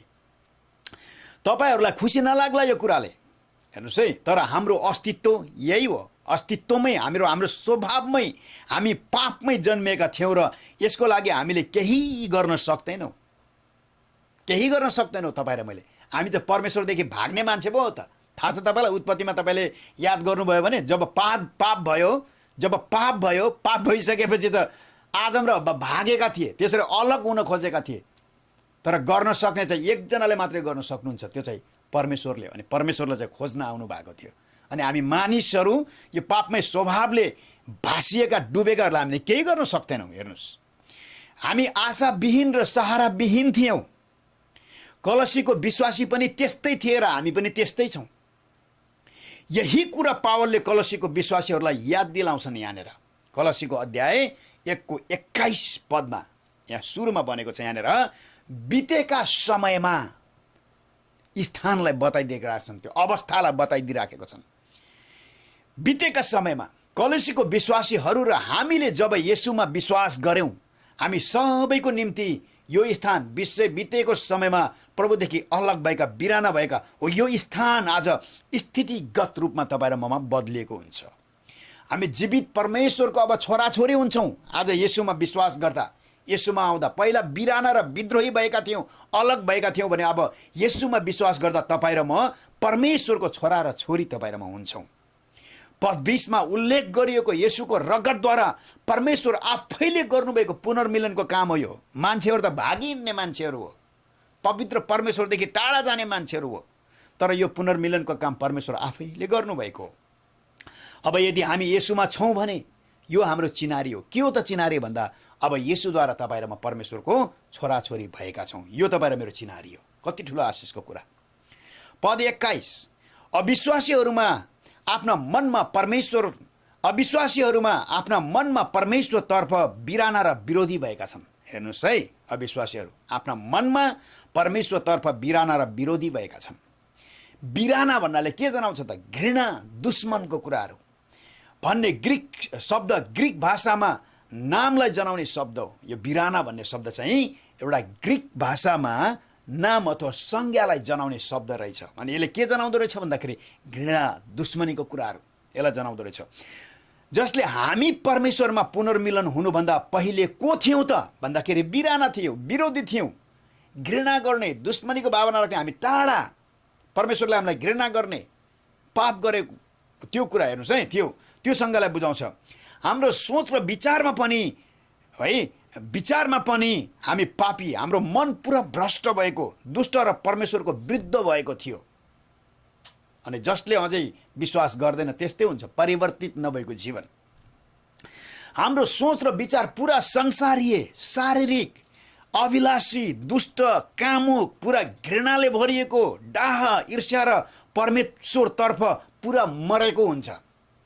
हेर्नुहोस् है, हाम्रो सोच र विचारमा मात्रै होइन, तर हाम्रो व्यक्तित्वमा नै हामी यस्तै थियौँ पहिला, प्रभु येशू ख्रीष्टमा विश्वास गर्नुभन्दा पहिला।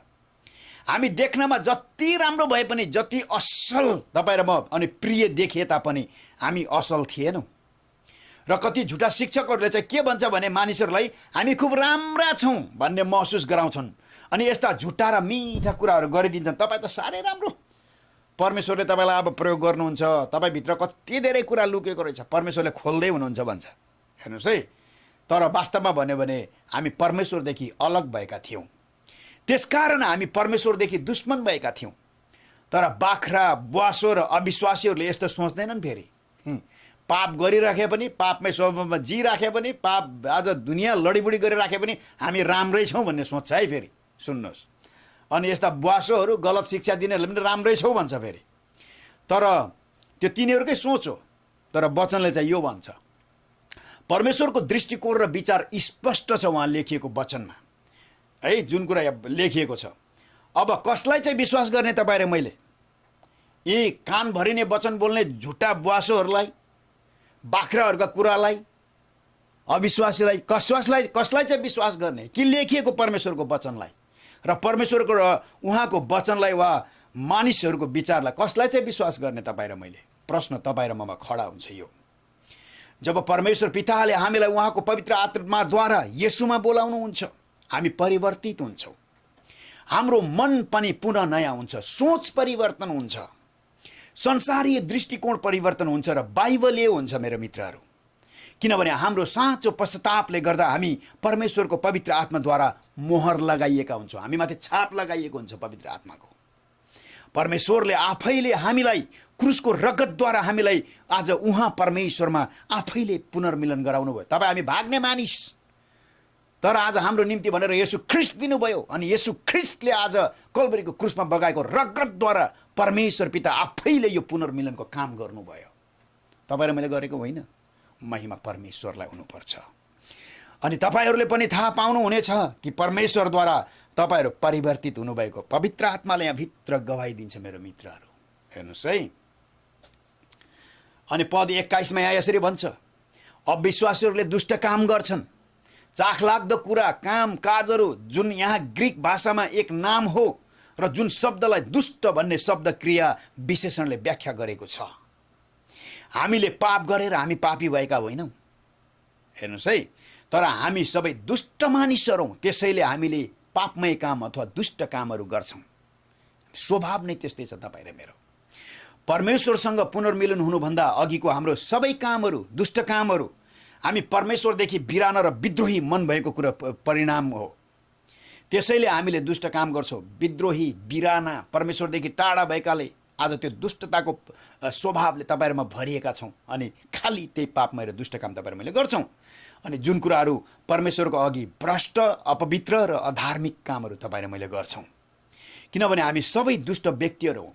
हेर्नुहोस् है, हामीले गर्न सक्ने अरू केही छैन, तर दुष्ट कामहरू मात्रै हो हामीले गर्ने भनेको। हामी परिवर्तन हुनुभन्दा पहिलेका सबै कामहरू, जतिसुकै धार्मिक काम भनेर तपाईँ र मलाई लागे तापनि, असल काम भन्ने लागे तापनि, सबै दार्शनिक कामहरू परमेश्वरको अगाडि चाहिँ फोहर लत्ता कपडा र रद्दी मैला टोकरी जस्तो हुन्छ भन्छ।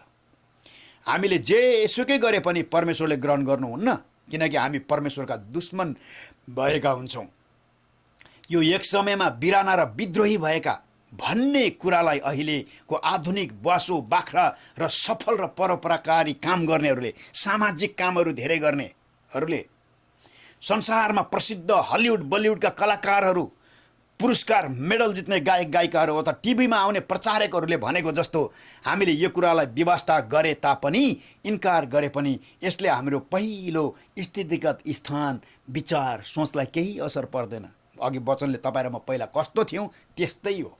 आज जतिले चिप्लो वचन घसे पनि, आज तपाईँ र मलाई झुक्काए पनि, फसाए पनि त्यो कुरा, वास्तविकता कुरा परिवर्तन हुँदैन रहेछ। हेर्नुहोस्, हामीले परमेश्वरको दृष्टिकोण र विचारलाई इन्कार वा व्यवस्था गर्दैमा केही हुने होइन र हाम्रो केही पनि लाग्दैन। तर लाग्छ त कहाँ लाग्छ भन्दाखेरि, आज यदि तपाईँ र मैले येशू ख्रीष्टमा विश्वास गर्छौँ भने येशू ख्रीष्टले गरिदिएको कामले मात्रै त्यो कुरामा लागू हुन्छ क्या। तपाईँ र मैले केही गर्न सक्दैनौँ। परमेश्वरले आफ्नो वचन त घोषणा गरिसक्नु भएको छ, किनकि पापले सबैले पाप गरेका छन्, परमेश्वरको महिमासम्म पुग्नबाट चुकेका छन् भनेर रोमीको 3:23 भन्नुभएको छ। यसको बारेमा हामीले केही गर्न सक्दैनौँ। तर गर्न कसले सक्छ भन्दाखेरि एकजनाले सक्नुहुन्छ। त्यो एकजना चाहिँ प्रभु येशू ख्रीष्ट हुनुहुन्छ। त्यसैले जब हामीले येशूमा विश्वास गरेको दाबी गर्छौँ भने तब यो महत्त्वपूर्ण छ कि हामी अब उपरान्त पापमय कामहरू गर्ने वा यी कामहरूमा अगाडि बढ्ने हामी गर्दैनौँ। जस्तो कि दुष्ट कामहरू, चाहे परस्त्री गमन, समलिङ्गी विवाह, गर्भपतन, घोचपेच गर्नु, ईर्ष्या, डाहा गर्नु, लोभ लालच गर्नु, अन्याय, चोरी, अभिलाषा, खन्चुवापन, पेक्कडपन, भेदभाव, पश्चाताप, पक्षपात, शक्ति र भक्तिको भोग, अरूलाई कब्जा गर्ने, नियन्त्रण गर्ने अरू यस्ता कामहरू हामी गर्दैनौँ। यदि साँच्चै तपाईँ र मैले पवित्र आत्मामा, आज हेर्नुहोस् है, परमेश्वरमा विश्वास गरेको तपाईँ र मैले दाबी गर्छौँ, पवित्र आत्माको शक्ति तपाईँ र मैले पाएको छु भन्छ भने यस्ता कामहरू तपाईँ र मैले गर्दैनौँ। अब हामीहरूलाई किन हेर्नुहोस् है, परमेश्वर बिना हामी को थियौँ त भन्ने शिक्षा, यो परमेश्वर बिना हामी को थियौँ त भन्ने शिक्षा तपाईँ र हामीहरूलाई किन आवश्यक र महत्त्वपूर्ण छ त? किनभने आजभोलि धेरै प्रचारकहरूले सामान्यतया मानिसहरूमा केही कुरा छ जुन एकदम बहुमूल्य छ र परमेश्वरद्वारा प्रयोग गरिन योग्य छ, जुन बहुमूल्य कुरा खुल्न र प्रयोग गरिनको लागि तयार छ। तिमीभित्र के न कुरा लुकेको रहेछ, अब परमेश्वरले तिमीलाई चलाउन थाल्दै हुनुहुन्छ, तिमी तयार बस भन्ने खालको प्रचार गर्दछन्। साधारणतया हामी राम्रै मानिसहरू हौँ होइन, राम्रै सोच्छौँ होला। साधारणतया तपाईँ हामी कोही पनि नराम्रो मानिसहरू होइन होला। तर ती झुटा शिक्षक र प्रचारकहरूले हामी परमेश्वरको स्वरूपमा बनिएका छौँ भन्ने वचनको वाक्यांशलाई बङ्ग्याउँछन् र भन्छन् हामीमा अझै पनि परमेश्वरको स्वरूप छ, त्यसैले हामी त्यति खराब छैनौँ, हामी पापी छैनौँ भन्ने कुरातिर वचनलाई बङ्ग्याउने रहेछन्। हेर्नुहोस् है, त्यति सडेको र दुष्ट छैनौँ भन्ने कुरा उनीहरूले गर्दो रहेछ। हामीमा अलौकिक कुराहरू छन् जुन अब खुलिनुपर्छ परमेश्वरको राज्यको लागि। हेर्नुहोस् है, मानिसमा केन्द्रित वचनहरू, येशू कहाँ आउनुहोस् र उहाँले हजुरलाई अब करोडपति बनाउनुहुन्छ, सफलता दिनुहुन्छ। तपाईँ अब शिर होइन, अरे पुच्छ्रो होइन नि, अब तपाईँ त टाउके बन्छ, शिर बन्छ। हेर्नुहोस् है, तपाईँले चाहेको सबै कुरा असल र सफल जीवन तपाईँले पाउनुहुन्छ भन्छन् झुटाहरूले। तपाईँले दुश्मनहरू सबैलाई हराउनुहुन्छ, अब तपाईँको दुश्मनहरू सबै हटेर जान्छन्, कुनै सतावट तपाईँलाई आउँदैन र कुनै बिमार, गरिब र रोगहरू हामीमा छ भने पनि हामीसँग परमेश्वर हुनुहुन्न पनि भन्छन्। अब हेर्नुहोस् है, तपाईँ यदि बिमार हुनुभएको छ, कुनै बिमार तपाईँलाई अब निको भएको छैन, जस्तै अब कतिवटा बिचरा मानिसहरू अपाङ्ग हुनुहुन्छ, उहाँहरू है जिन्दगीभरि नै अपाङ्गतामा उहाँहरू रहनुहुन्छ। अनि आज त्यस्तो कुराहरूलाई चाहिँ आज यी झुटाहरूले के भन्छ भने यो त परमेश्वरको श्राप हो भनिदिन्छ। हेर्नुहोस् है, यस्ता झुटा शिक्षकहरूले हाम्रो विगतको पापहरूको दोष अझै पनि लाउँछ। प्रभु येशू ख्रीष्टमा आइसकेपछि आज कुनै किसिमको पाप र श्राप, अब हेर्नुहोस्, श्रापहरू हुँदैन, सबै श्राप टुटिसकेको येशूको रगतले भन्छ। तर यी झुटा प्रचारकहरूले अझै पनि तिमीलाई श्रापले पछ्याइराखेको छ भनिदिन्छ, भन्दाखेरि येशूभन्दा पनि ठुलो त अब श्रापलाई बनाइदिन्छ। अरू मानिसहरूलाई उनीहरूले गाली गर्छन्, हाम्रो विभिन्न अवस्था र परिस्थितिको फाइदा उनीहरूले उठाउँछन्। यस्ता बुवासाहरूले हामीलाई अझै पनि पाप गर्न लगाउँछन्। हेर्नुहोस् है, यस्ता शैतानिक शिक्षकहरू र दुष्ट सल्लाहकारहरूले हामीलाई झुटा शान्ति र झुटा सुरक्षाको पासोमा लाटो बनाएर फसाएका छन् र हामीलाई आफूलाई खुब असल र आशिषित महसुस गर्ने बनाउँछन्। तपाईँ र म भित्रबाट जति है भित्र मनलाई भित्र परमेश्वरलाई त ढाँट्न त सकिँदैन, कस्तो छु भन्ने आफूलाई थाहा हुन्छ, तर पनि आशिषित महसुस गर्ने बनाएका हुन्छन्। हामीले परमेश्वरले पुरानो नियममा गरेका गम्भीर घोषणा र नयाँ नियममा पनि हामी परमेश्वरदेखि बिराना भएका र परमेश्वरको दुश्मन र विद्रोही भएका भन्ने कुरा बुझ्दैन रहेछौँ वास्तवमा। अनि नबुझेरै हामी येशू कहाँ आउँछौँ र परमेश्वरले हामीलाई प्रयोग गरिहाल्नुहुन्छ। अब हामी असल मानिसहरू हौ, हामी पापी छैनौँ, हामी त राम्रा मानिसहरू हो, हाम्रो भित्र के कुरा लुकेको छ, बहुमूल्य कुराहरू लुकेको छ, यी कुराहरू खोलिनुपर्छ, परमेश्वरले हामीलाई प्रयोग गर्नुहुन्छ भन्ने हामीले सोच्ने रहेछौँ होला। सायद हामीले मार्दैन होला, हत्या गर्दैन होला, चोर्दैन होला, व्यभिचारी गर्दैन होला, यस्ता पापहरू गर्दैन होला, तर अप्रत्यक्ष रूपमा यस्ता प्रचारकहरू मानिस केन्द्रित प्रचारहरू हो, आफू केन्द्रित, अबाइबलले हामी राम्रो छौँ भन्ने वैधानिकवाद शिक्षा र प्रचार हो। यस्ता प्रचारकहरूले परमेश्वर र उहाँको वचन, उहाँको क्रोधलाई चिनेको हुँदैनन् र आफूलाई उचाल्दै आफूलाई बचाउँछन् र सुसमाचारको सेवालाई रद्द गर्छन्, सुसमाचारको शक्तिलाई यिनीहरूले रद्द गर्छ। हेर्नुहोस् है, जति पनि यस्तो सुसमाचार प्रचार गरिन्छ यी सबै अपूर्ण वा झुटा सुसमाचार हुन्। यस्ता सुसमाचारहरू पुरा झुटा र गलत नहोला, तर पनि झुटा हुन् र हराएकाहरूलाई पुरा परिवर्तन गर्नको लागि अयोग्य सुसमाचारहरू। यस्तो सुसमाचारहरूले आज हराएका भेडाहरूलाई पुरा परिवर्तन गर्न सक्दैन। वास्तवमै बाइबलले तरिकाले भन्यो भने यस्तो खालको सुसमाचार वचन र शिक्षाहरू झुट्टा हुन् वा भिन्नै सुसमाचार हुन्, जसको बारेमा पावलले गलातीका विश्वासीहरूलाई पनि चेतावनी दिएका थिए र तपाईँ र हामीलाई पनि यी वचनद्वारा हामीले चेतावनी पाउँछौँ।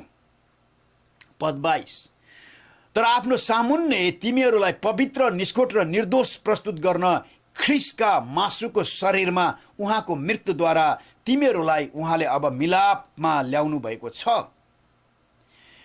हामी जसले सुसमाचारमा विश्वास गरेका छौँ, यहाँ कलसीका विश्वासीहरू, अब अहिले हामी पनि येशू ख्रिस्टको क्रुस भौतिक शारीरिक मृत्युद्वारा परमेश्वरमा पुनर्मिलन आज भइसकेका छौँ, जसले आज यो कुरा भइसकेको छ तपाईँ र मेरो निम्ति। त्यो भूतकालमा भयो र अहिले तपाईँ र मेरो निम्ति हो भइसकेको छौँ भन्ने कुरा बुझाउँछ। ख्रिस्टका मासुको शरीरमा उहाँको मृत्युद्वारा तिमीहरूलाई उहाँले अब मिलापमा ल्याउनु भएको छ। हेर्नुहोस् है, भन्ने वाक्यांशलाई आज हामीले यहाँ हेरौँ र यो धेरै महत्त्वपूर्ण छ। पुनर्मिलाप भन्ने शब्द ग्रिक भाषामा बितेको समयमा भएको कामलाई जनाउने शब्द छ र यसले कानुनी अदालतमा वैधानिक न्याय र निसाब पाएको अर्थ बोकेको छ। अनि उहाँ जसले मेलमिलापको काम गराउनु भयो भनेर पितालाई जनाइएको छ।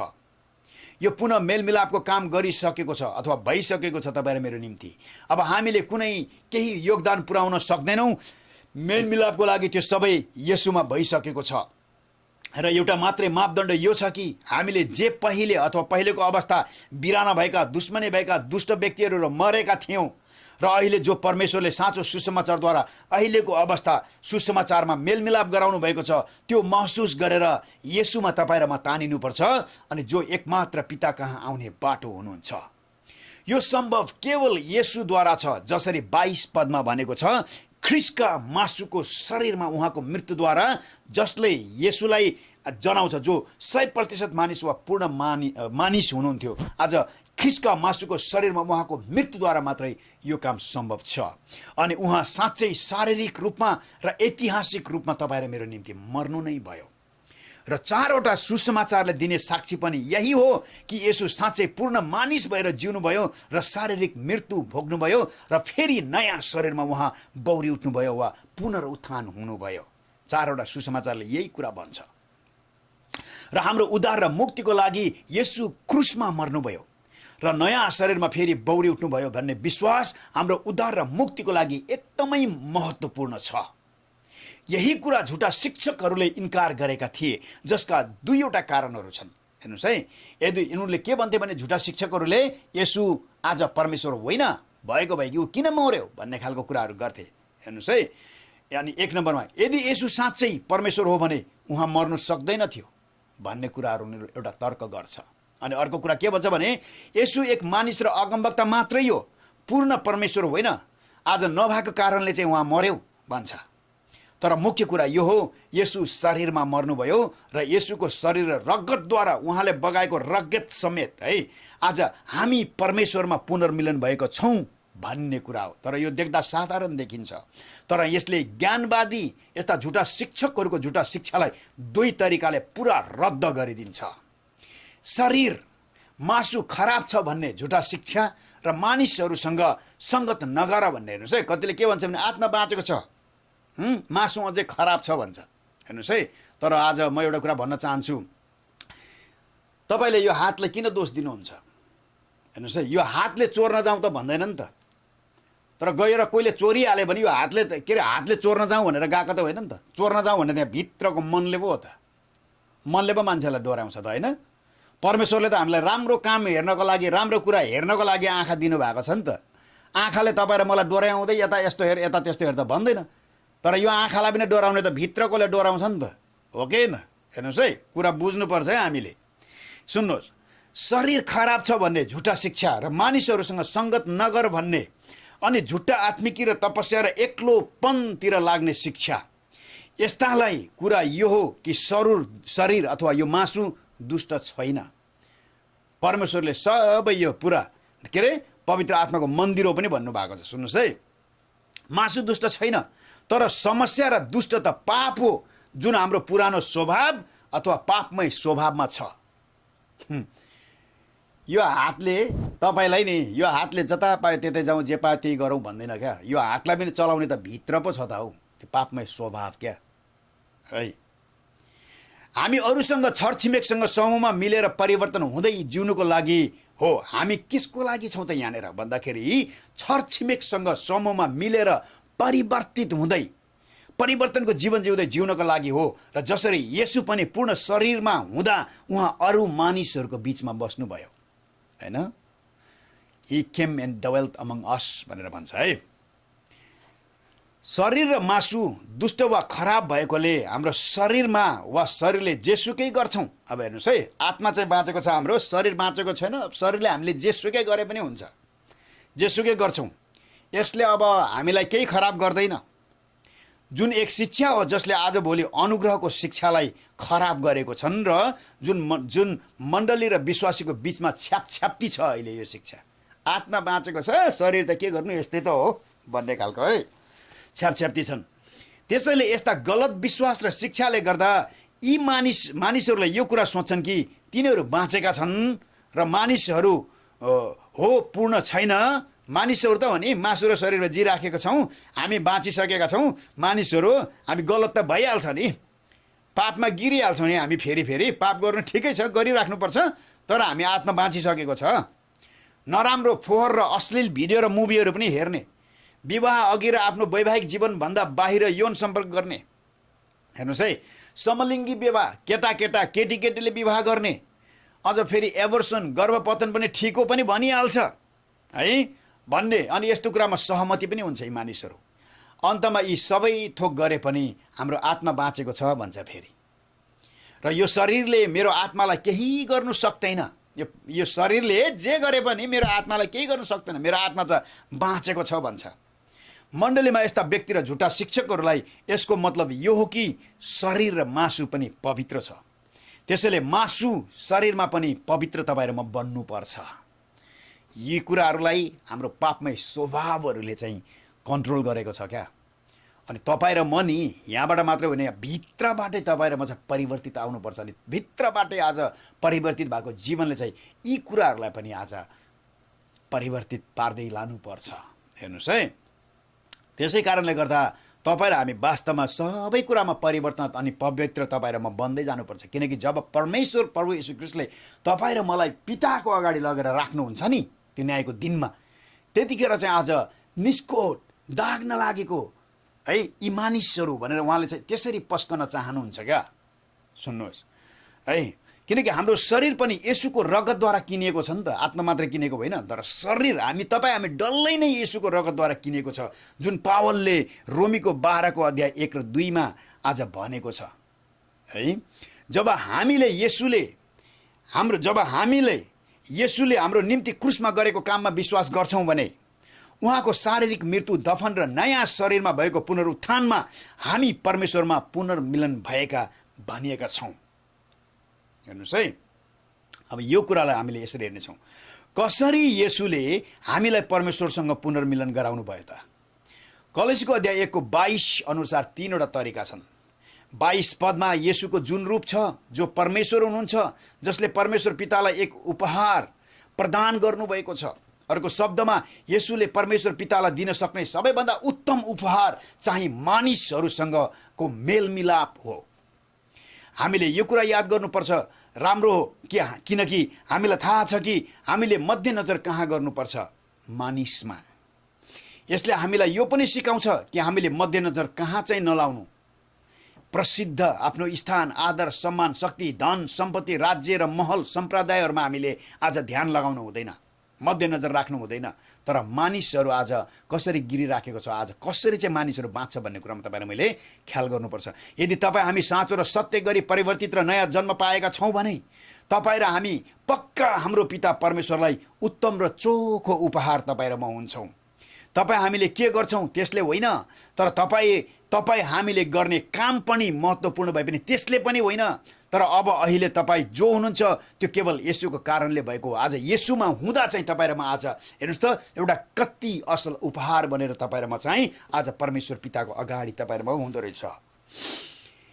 येशूले तपाईँ हामीलाई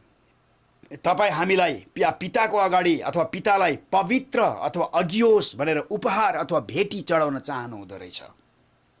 यसको अर्थ चाहिँ वैधानिक अर्थमा एक दोष र पाप रहित भनेको हो, किनकि उहाँको रगतको कारणले गर्दा आज तपाईँ र म त्यो स्थान तपाईँ र मैले पाएका छौँ। परमेश्वरको लागि अलग गरेका हौँ तपाईँ र म। जब परमेश्वरले तपाईँ र मलाई देख्नुहुन्छ, येशूको रगतको कारणले गर्दा आज परमेश्वरले तपाईँ र मलाई पवित्र देख्नुहुन्छ। हेर्नुहोस् है, यति ठुलो कुरा छ तपाईँ र मैले बुझ्ने, ख्यालठट्टाको कुरा होइन। येशूले हामीलाई परमेश्वर कहाँ उहाँ जस्तै गरी पवित्र पस्कनुहुन्छ। यही हो अहिलेको हाम्रो येशूमा भएको अवस्था र स्थान। अघि हामी बिराना, विद्रोह, टाढा, दुष्ट, भ्रष्ट, नष्ट हुने स्थान अघि थियो भने जब तपाईँ र म अब प्रभु येशू ख्रीष्टमा हुन्छौँ, तपाईँ र म पवित्र पारिएका हुन्छौँ। यो स्थान तपाईँ र मेरो हो। अनि यो हरेक व्यक्तिमा लागु हुन्छ जुन येशूले क्रुसमा बगाएको रगत र क्रुसमा येशूको शारीरिक मृत्युको कारणले गर्दा हुन्छ। अनि यो अगियोस भन्ने शब्दको अर्थ हामी शुद्धतामा पनि अघि बढ्दै जानु आवश्यक छ भन्ने हुन्छ। अर्को शब्दमा भन्ने हो भने हामीले येशूमा गरेको विश्वासद्वारा शुद्धतालाई कायम राख्दै हाम्रो दैनिकी जीवनमा बानी, बेहोरा, स्वभाव, चाल चलन र जीवनमा शुद्धतामा येशू जस्तै हुनलाई अगाडि बढ्नुपर्छ। यो हाम्रो एक धार्मिक यात्रा हो, एक जीवनभरिको यात्रा हो कि येशू जस्तै शुद्धतामा हामी अगाडि बढिराख्नुपर्छ। पद 22 दुई कुरालाई दोस्रो कुरा हेर्दैछौँ। येशूले तपाईँ र मलाई परमेश्वरको अगाडि खोट रहित अमोनोस अथवा दाग वा पाप नभएको प्रस्तुत गर्न चाहनुहुन्छ। यो अमोनोस भन्ने ग्रीक शब्द एक विशेषण हो जसले पवित्र भन्ने शब्द जो नाम हो को विश्लेषण गर्छ, जसको मतलब जो पुनर्मिलन बनाइएको व्यक्ति हुन्छ ऊ येशूको मृत्यु, दफन र पुनरुत्थानको गुणको कारणले गर्दा निष्खोट हुन्छ। त्यसैले जब परमेश्वरले पुनर्मिलन भएको व्यक्ति देख्नुहुन्छ, उहाँले येशूको रगत र क्रुसको कारणले गर्दा एक निष्खोट व्यक्तिलाई देख्नुहुन्छ। निष्खोट भइएका तपाईँ हाम्रो कामहरू, गुणहरू र धार्मिकताको कारणले होइन, तर केवल येशूले क्रुसमा बगाएको रगतको कारणले हो। जसरी पुरानो नियममा पनि जब दागरहित र निष्खोट जनावरहरू पुजारी कहाँ ल्याइन्थे, ती जनावरलाई निरीक्षण गरिन्थ्यो अनि बल्ल स्वीकार गरिन्थे र परमेश्वरलाई बलिको रूपमा चढाइन्थे। त्यस्तै गरी जब येशूले हामीलाई परमेश्वरको अघि हाम्रो निरीक्षणको लागि प्रस्तुत गर्नुहुन्छ, हामी दागरहित र निष्खोट भेटिनेछौँ। येशू जस्तै केवल येशू जो निष्खोट र दागरहित थुमा हुनुहुन्छ, उहाँले क्रुसमा गरिदिएको कामले गर्दा तपाईँ र म पनि त्यस्तै देखिनेछौँ।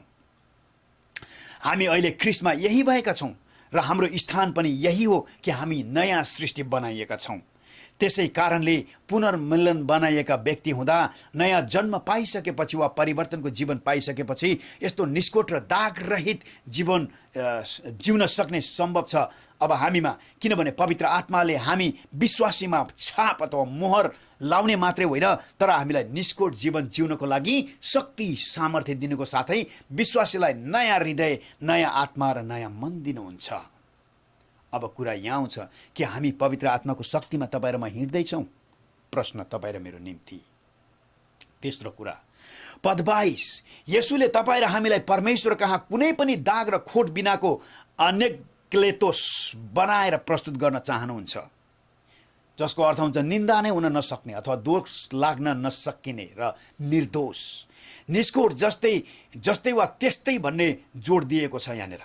अब तपाईँ र ममा त्यस्तो केही छैन जसको लागि शैतानले औँला उठाउन सक्छ अथवा दोष लाउन सक्छ, केवल येशूको कारणले गर्दा है। त्यो पनि हामी अहिले परमेश्वरमा पुनर्मिलन भएका छौँ र हामी कानुनी वा वैधानिक रूपले दोष लाग्नुभन्दा माथि छौँ। येशूमा त्यस्तो केही छैन जुन शैतानले दोष लाउन सक्छ।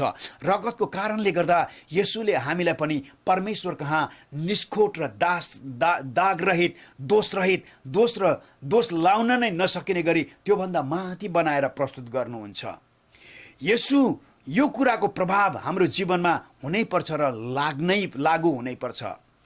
जीवन जिउने र सम्बन्धहरूमा जहाँ साँचो परिवर्तित वा नयाँ बनाइएका विश्वासीहरू दोष र खोटले नभेट्ने गरी माथिको जीवन जिउनुपर्छ। यी कुराहरूको गवाही स्थानीय मण्डलीको एल्डर, पास्टर, डिकनहरूको जीवनबाट देखिन्छ र देखिनुपर्छ। जुन कुराहरू पहिलो तिमोथीको अध्याय 2:9 र तीतसको 1:6 पदमा पनि उल्लेख गरिएको छ। अब पद 23, यदि साँच्चै 23 पद, यदि साँच्चै, हेर्नुहोस् है, 23 पदमा यदि साँच्चै भन्दछ यहाँनिर। यदि साँच्चै भन्ने शब्दबाट यो 23 पद सुरु हुन्छ। ग्रिक भाषाको लेखमा यो धेरै महत्त्वपूर्ण छ। यो शर्तात्मक हो, जुन वास्तवमा आज साँच्चै व्यावहारिक तरिकाले आज हुने पर्छ।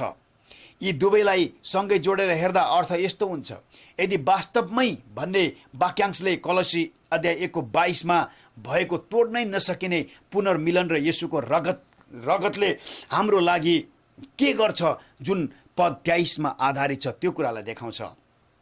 जुन धेरै प्रचारक, शिक्षकहरू र विश्वासीले इन्कार गर्छन्, किनभने तिनीहरूको मानवीय समझदारीले यो बाइबलले देखिन्छ र हामीले दोषरहितको कामहरू र पवित्र जीवन समावेश गरेको जसो देखिन्छ। तर यो त्यही बाइबलको पदमा लेखिएको छ कि आज यो परमेश्वरले हामीमा गरेको मुक्तिको कामको स्वरूप वा यो फलको रूपमा हुनुपर्छ, जसको कारणले हामीमा पवित्र आत्मा छ भन्ने प्रमाणित गर्छ। आउनुहोस् अब दुईवटा शर्तलाई हेरौँ जुन हामीले पुनर्मिलनको लागि कायम राखिराख्नुपर्छ, जो शर्तहरू यसले आफ्नो रगत र क्रुसद्वारा किनिदिनु भएको जसको पावलको शिक्षालाई यहाँ दिन्छ। 1 यदि तिमीहरू आफ्ना विश्वासमा अचल र स्थिर भइरह्यो भने, ग्रिक भाषामा यो भइरह्यो भन्ने शब्दको अर्थ निरन्तर अथवा नरोकी अथवा यो लगातार भइरहेको भन्ने लाग्छ, जसको अर्थ हुन्छ हामीले येशू अथवा उहाँको वचन बाइबलमा गरेको विश्वासमा कहिले पनि नत्यागेर निरन्तर दिइराख्नुपर्छ। यो हाम्रो एक मानवीय उत्तरदायित्व हो, तर पवित्र आत्मा आफैद्वारा शक्ति र सामर्थ्य दिएको हो। यो कुरा उहाँद्वारा दिएको कुराले यो कुरा हुन्छ कि यदि साँच्चै परमेश्वरले तपाईँ हामीमा काम गरेको भए आज हामीले येशूमा गरेको विश्वासमा हिँडिराख्नुको निम्ति हामी पवित्र आत्माद्वारा शक्ति र सामर्थ्य दिलाइएका हुन्छौँ। यो कुराले यो अर्थ दिन्छ कि सुसमाचार र नयाँ नियमको शिक्षा अनुसार अनाज्ञाकारी भएर यदि येशूमा गरेको विश्वास त्याग गरेर त्यो बेला कलसीको मण्डलीमा आउने र अहिले स्थानीय मण्डलीमा आउने स्वर्गदूतको दर्शन र भेटघाटको पछि कुद्ने, दर्शनको विवरणमा लाग्ने, मोसाको व्यवस्था पालन गर्दै आज खानामा पनि नियम लाउने, सबात मान्ने र खतना गर्ने अबाइबलीय मानवीय परम्परामा निरन्तर लागिरहने भए प्राय गरी तपाईँ हामी सुरुवातदेखि नै नयाँ गरी जन्मिएको वा परिवर्तित भएको नै हुँदैन र परमेश्वरको कामले भन्दा पनि आज परमेश्वरको कामले भन्दा पनि आज कुनै कारणले गर्दा मात्रै हामी सुसमाचारतिर तानिएका हुन्छौँ, आफ्नो स्वभाव, आफ्नो स्वार्थ, विभिन्न कुराले गर्दाखेरि। अनि यहाँ दिगो र बलियो भएर अथवा लागिरह भन्ने शब्दहरूले यो कुरा बुझाउँछ कि कलसीका विश्वासीहरूले कलसीकै प्रसङ्गमा चुनौती र परीक्षाहरू भोगिरहेका थिए। जुन प्रसङ्ग कलस्यको पाखण्डी र झुटा शिक्षा थिए, स्वर्गदूत, आत्माहरू र अलौकिक कुरा गर्ने वचनहरू जतिसुकै सुने पनि र लागे पनि हरेक विश्वासीहरू चाहिँ येशू र वचनको आज्ञाकारितालाई त्याग्नु हुँदैन। येशू र येशूको वचनभन्दा बाहिर कुनै मुक्ति नै छैन। हामीहरू पक्का गरी चट्टानमा बनाइएको घर जसो अडिनुपर्छ कि येशू र उहाँको वचनभन्दा बाहिरको अरू कुनै कुराले पनि मलाई हल्लाउन र ढाल्न र झुकाउन सक्दैन भन्ने तपाईँ र म हुनुपर्छ। जस्तोसुकै साँघुरो बाटो, कठिनाई, खतरा, आकर्षक इत्यादि भए पनि हामी येशू र उहाँको वचनमा नै लागि परिरहनुपर्छ। 2, तिमीहरूले, फेरि वचनमा यसरी भन्छ, तिमीहरूले सुनेका सुसमाचारको आशालाई छोड्दै नछोड्नु। पावलले कलस्यका विश्वासीहरूलाई सुसमाचारबाट कहिले नछुट्ने चेतावनी दिन्छन् है। छोड्ने वा टाढा जाने भन्ने शब्दहरूको ग्रिकको अर्थ चाहिँ कुनै कुराले टाढा जाने वा कुनै कुराले आज बाधा बनाएर छोड्ने बनेको र अहिले छोडेको अथवा टाढा भइरहेको अर्थ भन्ने अर्थ लाग्छ। यसले यो कुरालाई यो स्पष्ट बुझाउँछ कि मानिसहरू सुसमाचारबाट वास्तवमा टाढिन सक्ने रहेछ। कलस्यको मण्डलीलाई बर्बाद बनाइरहेको झुटा शिक्षाहरूले विश्वासीहरूलाई साँचो सुसमाचारबाट टाढिने र सुसमाचारलाई त्याग्ने बनाएको थियो। यस्ता झुटा शिक्षकहरू को थिए जसले कलस्यका विश्वासीहरूलाई सत्य सुसमाचारबाट टाढिने बनाएका थिए? यहाँ पावलले भनेका झुटा शिक्षाहरू यहुदीहरूबाट आएका ज्ञानवादी, अन्य जातिहरूबाट आएका विधि विधानहरू गर्ने, ज्योतिषी, राशिफल, खाना र पेयमा खानपिनमा आज प्रतिबन्ध लाउने, सबातको पालना गर्ने, इजरायलको पर्वहरू मान्नुपर्छ भन्ने, खतना गर्नेहरू, स्वर्गदूत पूजा गर्नेहरू, दर्शनको विवरण मान्नेहरू, मानवीय परम्परामा लाग्नेहरू र यस्ता आकर्षक कुराहरूमा लागि पर्ने मानिसहरू थिए। अनि यदि कलस्यको विश्वासीहरूले यो कुरामा विश्वास गरेको भए उनीहरू सत्य सुसमाचारको आशाबाट उनीहरू हटिसकेका थिए र यस्ता विश्वासीहरूको लागि परमेश्वरमा मुक्ति र पुनर्मिलन छैन भन्ने कुरा लागू हुन्छ। हेर्नुहोस् है, यो कुनै सानो समस्या होइन, तर यो एक गम्भीर समस्या हो। धेरै मण्डलीहरू, प्रचारकहरू र शिक्षकहरूद्वारा एकदम खेलवाड गरिएको र इन्कार गरिएको समस्या हो, जसका कारण आफैले न्याय भोग्नुपर्ने र विश्वासी लगायत जतिले पनि यो सुन्छन्, पछ्याउँछन्, सबैले दण्ड भोग्नुपर्ने हुन्छ। त्यसैले हामीले के सुन्दैछौँ र के विश्वास गर्दैछौँ त्यो एकदम महत्त्वपूर्ण छ, आवश्यक छ र गम्भीर छ, किनकि यसमा अनन्तताको परिणाम हुन्छ। पद 23 को हामीले दोस्रो भागलाई हेरौँ। यहाँ सुसमाचारको आशाले केवल येशू ख्रीष्टको रगतद्वारा परमेश्वर पितासँगको मेलमिलापबाट आउने अनन्तको जीवनलाई जनाउँछ। कलस्यका विश्वासीहरूले यो इपाफ्रासबाट सुनेका थिए यो सुसमाचार है, र पावलले सुसमाचारको आशालाई फेरि यहाँनिर याद दिलाउँछन्। त्यसै कारणले स्वर्गमुनि सारा सृष्टिमा सुसमाचार घोषणा गरिनुपर्छ। संसारमा सुसमाचार प्रचार गरिएको छ, रोमीको राज्यमा त्यो पुगिसकेको छ। हामीले सुसमाचार सबै थोकमाथि प्रचार गर्नुपर्छ। त्यही महान आज्ञा हामीलाई येशूद्वारा दिएको छ। येशू ख्रीष्टको सुसमाचार बाहेक अरू कुनै थोकले हामीलाई परमेश्वरसँग मिलाप गराउँदैन। आज हामीहरूले मण्डली, सङ्गति, सेवाकाई र सङ्घ संस्थाहरूद्वारा मानिसको चिलाउने कानले जे सुन्न चाहन्छ त्यही भनिरहेका छौँ। हामीले 25 मिनटको वचन बोल्छौँ र आज घन्टासम्म खेलहरू खेल्ने, टिभी हेर्ने गर्छौँ। समय व्यर्थमा जाने गरी भोज भतेर खाने गर्छौँ। हामीले देख्दैनौँ वा कतिले प्रचार गर्ने पनि खेलवाडको सुसमाचार भन्छौँ र हामीलाई लाग्छ अब हामीले संसार बदल्छौँ। प्रार्थनाको नाउँमा हामीले गफ, कुरा काट्ने र अरूलाई हुने नहुने भनेको देख्छौँ।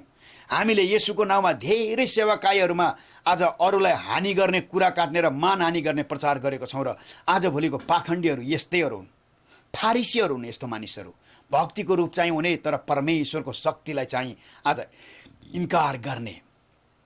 यदि पवित्र आत्माले साँच्चै हामीभित्र काम गरिराख्नु भएको छ भने हामी पक्का पनि फरक हुन्छौँ। सुसमाचारको खातिर असल फलहरू र असल कामहरू बढ्दो गरी हामीमा फलिरहेको हुन्छ।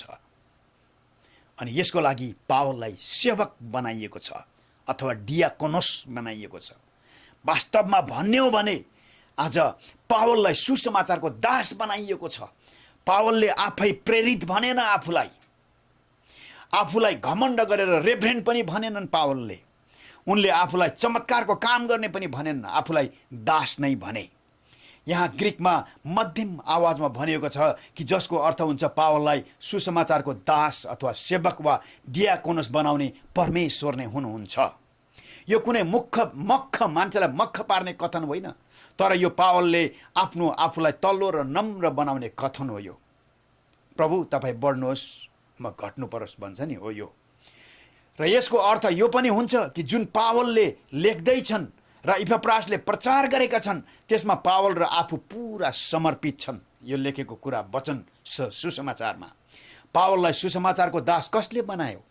येशूले, त्रिएक परमेश्वरले, हैन? परमेश्वरले अननायास, बारनबास र अरू पनि प्रयोग गर्नुभयो, अरू मानिसहरूलाई पनि। तर पावल सुसमाचारको दास कुनै व्यक्तिद्वारा बनाइएको थिएनन्। यो बाइबलद्वारा स्पष्ट पारिएको छ कि परमेश्वरले नै पावललाई छुनुभयो, जसद्वारा मानिसमाथि हात राख्ने कुरा व्यर्थैको रहेछ भन्ने प्रमाणित हुन्छ। हेर्नुहोस् है, सेवाकाईमा परमेश्वरले आफै बोलाउनुहुन्छ मानिसहरूलाई।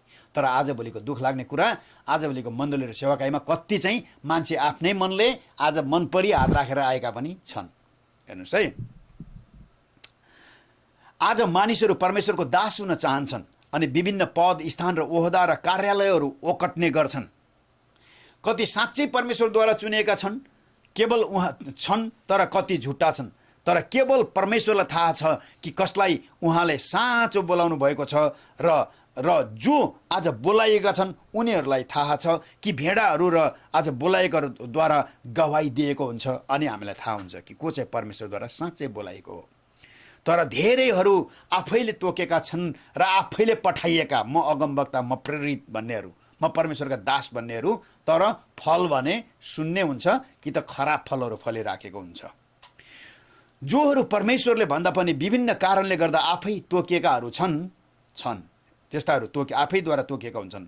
तर अब परमेश्वरको दास हुनलाई के कुराहरूको साक्षी जीवनमा देखेको हुनुपर्ने रहेछ त भन्ने कुरा, आज यी कुरालाई हामीले कलसीको अध्याय 1 को 24 पददेखि हामी अर्को भाग 5 मा त्यो वचनलाई हामीले हेर्नेछौँ। अनि हामी परमेश्वरमा विश्वास गर्छौँ, भरोसा गर्छौँ। आजको यो भाग 4 को कलसी अध्याय 1 को 15 देखि 23 को वचनले पनि हामीले पक्का पनि आशिष गर्नेछ। अनि हामी भरोसा प्रभुमा गर्छौँ कि हामीले सत्य कुराहरू केही यहाँनिर हामीले सिक्नेछौँ। हुन्छ। परमेश्वर पिता, प्रभु यीशु ख्रीष्टको अनुग्रह अनि पवित्र आत्माको सङ्गति तपाईँ र मेरो साथमा सदा सर्वदा भइरहोस्। अनि प्रभुले हामीलाई जहिले पनि उहाँको सत्यतामा, उहाँको वचनमा अघि बढ्नमा हामीलाई साथ गरिराखोस्। हामी सबैलाई है परमेश्वरको आशिष, शान्ति र सुरक्षा भइराखोस्। अनि उही प्रभु यीशु ख्रीष्टलाई धन्यवाद होस्। सबै कुरामा उहाँलाई महिमा, येशूको नाममा। आमेन। जय मसीह।